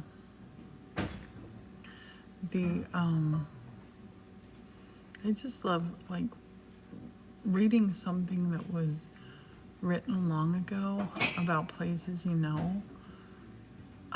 It's enjoyable. She's a really good writer. The lady that wrote it. He's doing dishes. I didn't know what he was up to. You're baking along with him. Let's see how much is left on the timer. 6 minutes to go. I'm gonna get the baking racks out for him.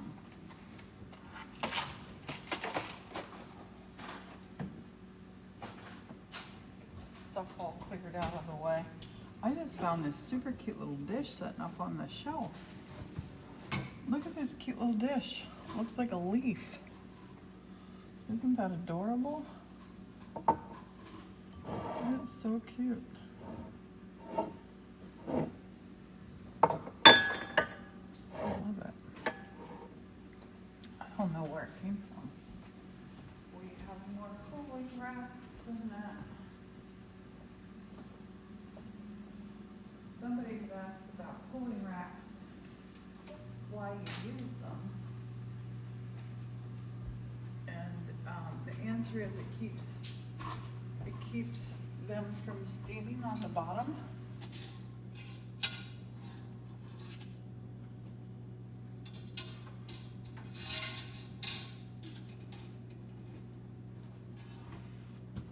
Is there a mason jar without the lid? Hold on. hold on. Let me find What one. about that thing? No, what about this thing right here?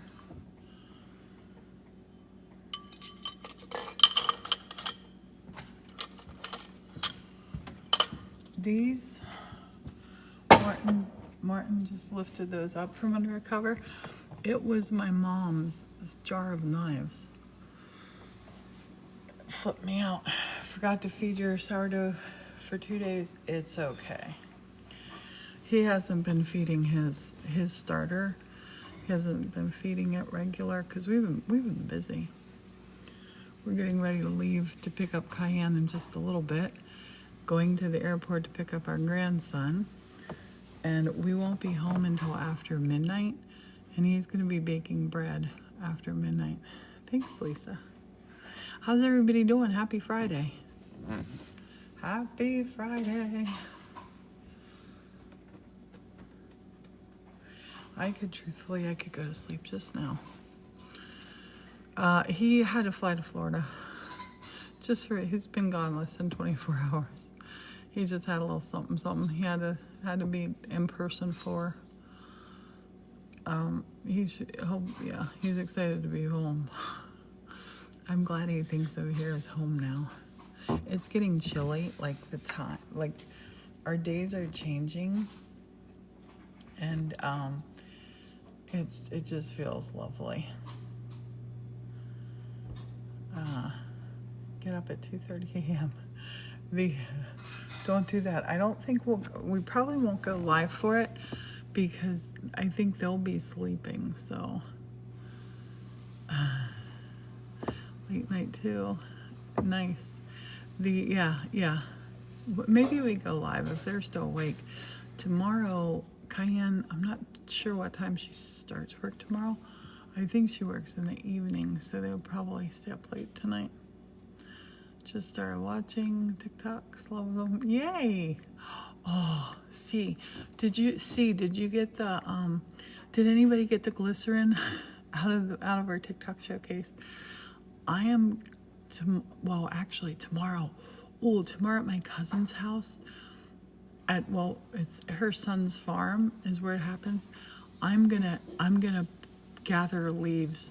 I want to do so many leaves. There are so many things you can do with those leaves once you preserve them. You can make garlands, you can make wreaths. I have a plain ugly white lampshade that has stains on it. This sounds weird, but I'm gonna make it like a spider web all over the lampshade with, you ordered the snowflakes. Yay, you're gonna love them. What, honey? Washing. That's all the washing. Thank you. I'm so excited about the glycerin. And I had to post that before I saw the results. Because right now is when you want to get it for the leaves. It's gonna be great. I know it's gonna be great. Turn off the screen if you don't mind.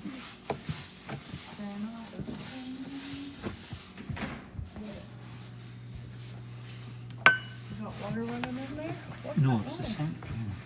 Oh, the sink. No.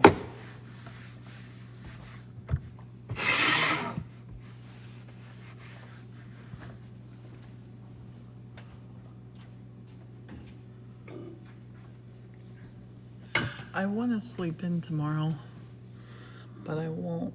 I don't know what's wrong with me. I can never sleep in. Yay, you just found us. Yay. You love it. I'll look. I can't It might tell. need a bit longer. Remember the last time it needed the other 3 Oh, no, minutes? they're ready. You sure? Yeah. Then you turn it off here in case the No, I bottom just one's turn up. the timer off. Wait till you see them. They're perfect. Oh my gosh, they look good. Can I help? It's a stupid tray. Well, honey, no. You're gonna dump them. Yeah, I know. That one's, let me help. Yeah. Let me help.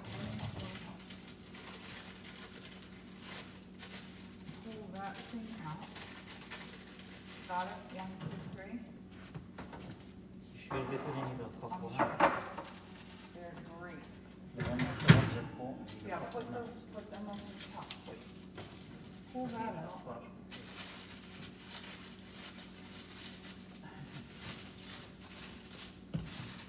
There we go. Straight up.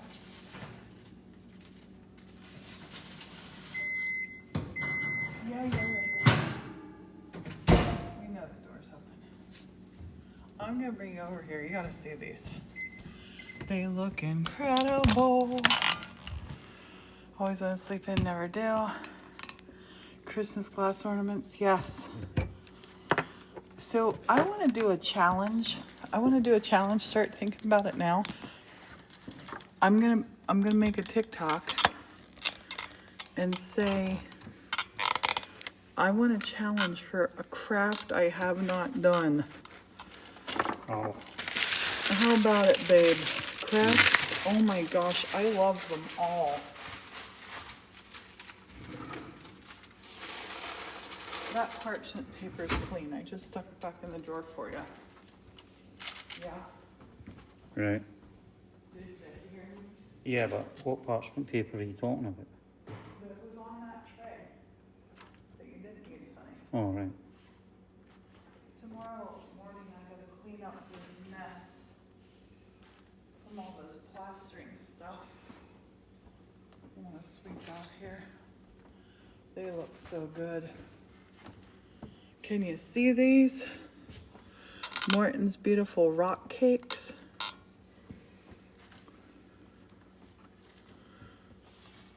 Here, I got room over here for a couple more. Oops. That little chocolate chip came off. Here. Oh, you No, have it. I don't want it. But All right, then. Look at them. Are you gonna taste one? well, I was going to make myself a coffee. Do you want a hot Honey, chocolate? we don't have time. We gotta go. We have got to go. No. Turn the oven off. Just let it cook on its own. We gotta leave. Babe, don't open it. I don't look to see if they're ready yet. I turned it off. It wasn't up to temperature yet. You wanna share one? These are the rock cakes. They are perfectly cooked. Baked. Cheers. Cheers. Yeah, they are. Kiss the cook. Oh my gosh, they're gonna love these.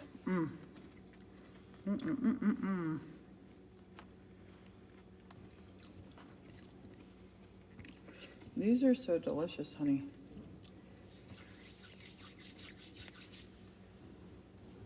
I would just turn that off. Is the oven off? No, don't open it again. Yeah, but if you just turn it off, they're going to burn because it's 425 degrees. They'll burn? I would think. I don't think they will. Hey, I'm That's gonna... what they're looking like now. If I leave them in at 425 Okay, degrees, just they're give going them to burn. 5 more minutes. But the oven is off, yeah? Yeah. And all that hot air just came out. Yeah, it heats the Talk to room. people and tell them, I'm gonna go to the bathroom quick before we leave. Tell them what you were doing, thank them for being here and all that good stuff. Hi there. Thanks for being here all night and keeping me company. It's the rock cakes came out quite good. I don't know. Can you see them there? They tasted a wee bit better than the ones Hagrid made on Harry Potter. It's a really easy recipe. Just Christina's Cucina. Just follow it along. This was a double batch, and I got 54 out of it. It's supposed to make like 24 a batch. You just take a couple of forks, just put them onto the thing, and bake them up. And I used chocolate chips instead of the sultanas or raisins. So it's your preference what you put in them. And they 12-15 minutes to bake depending on your oven. And it's the recipe's what most people would have in their fridge and cupboard anyway. It's all-purpose flour, eggs, butter, baking powder, and some milk. and a little bit. No, there wasn't even any salt in it. There was no salt in it, which surprised me. And the chocolate chips, obviously, and you could make them without the chocolate chips, or the raisins. So, you could make them plain without any of that in it, and they would be just as good. But yeah, it's a really simple recipe to make and follow. Oh, sugar as well. That's what was in it. Sugar. There's like 5 or 6 ingredients, and they're really easy to make. Okay. It's a fun one to do with the kids. Alrighty, we need to get going. Yeah, that's the button on this one. Oh, put that back. Should we stick those on here and put them back Yeah, in here? probably. And I was thinking we should probably put those ones on, because we didn't want them to go soggy. Take a couple of minutes to put Yeah, the ones that are in let's there do on the that. cooling rack. But then look, honey, if we put them on the cooling rack and Yeah, set and them into back the in oven. here.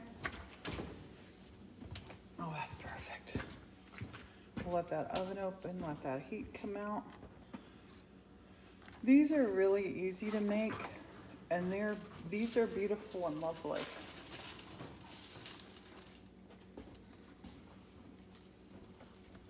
I'll just let the oven open till we leave. Yeah. But we gotta, it's 20 past, we gotta move it.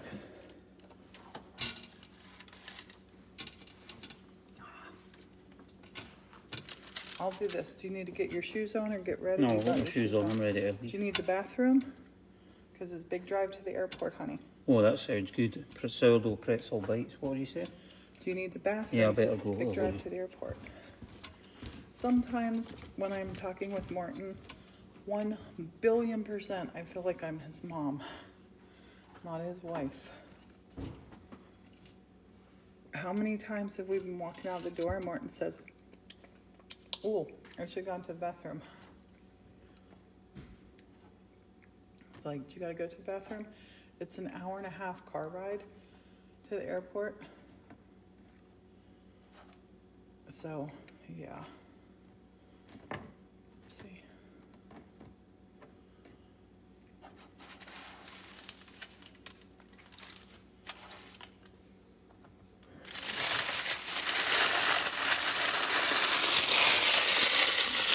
That's satisfying. Scottish rock cakes, make them if you've never tried them.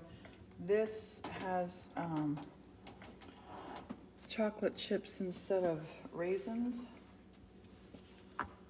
And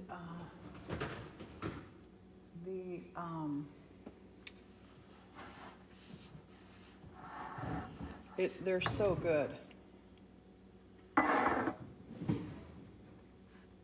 Very delicious.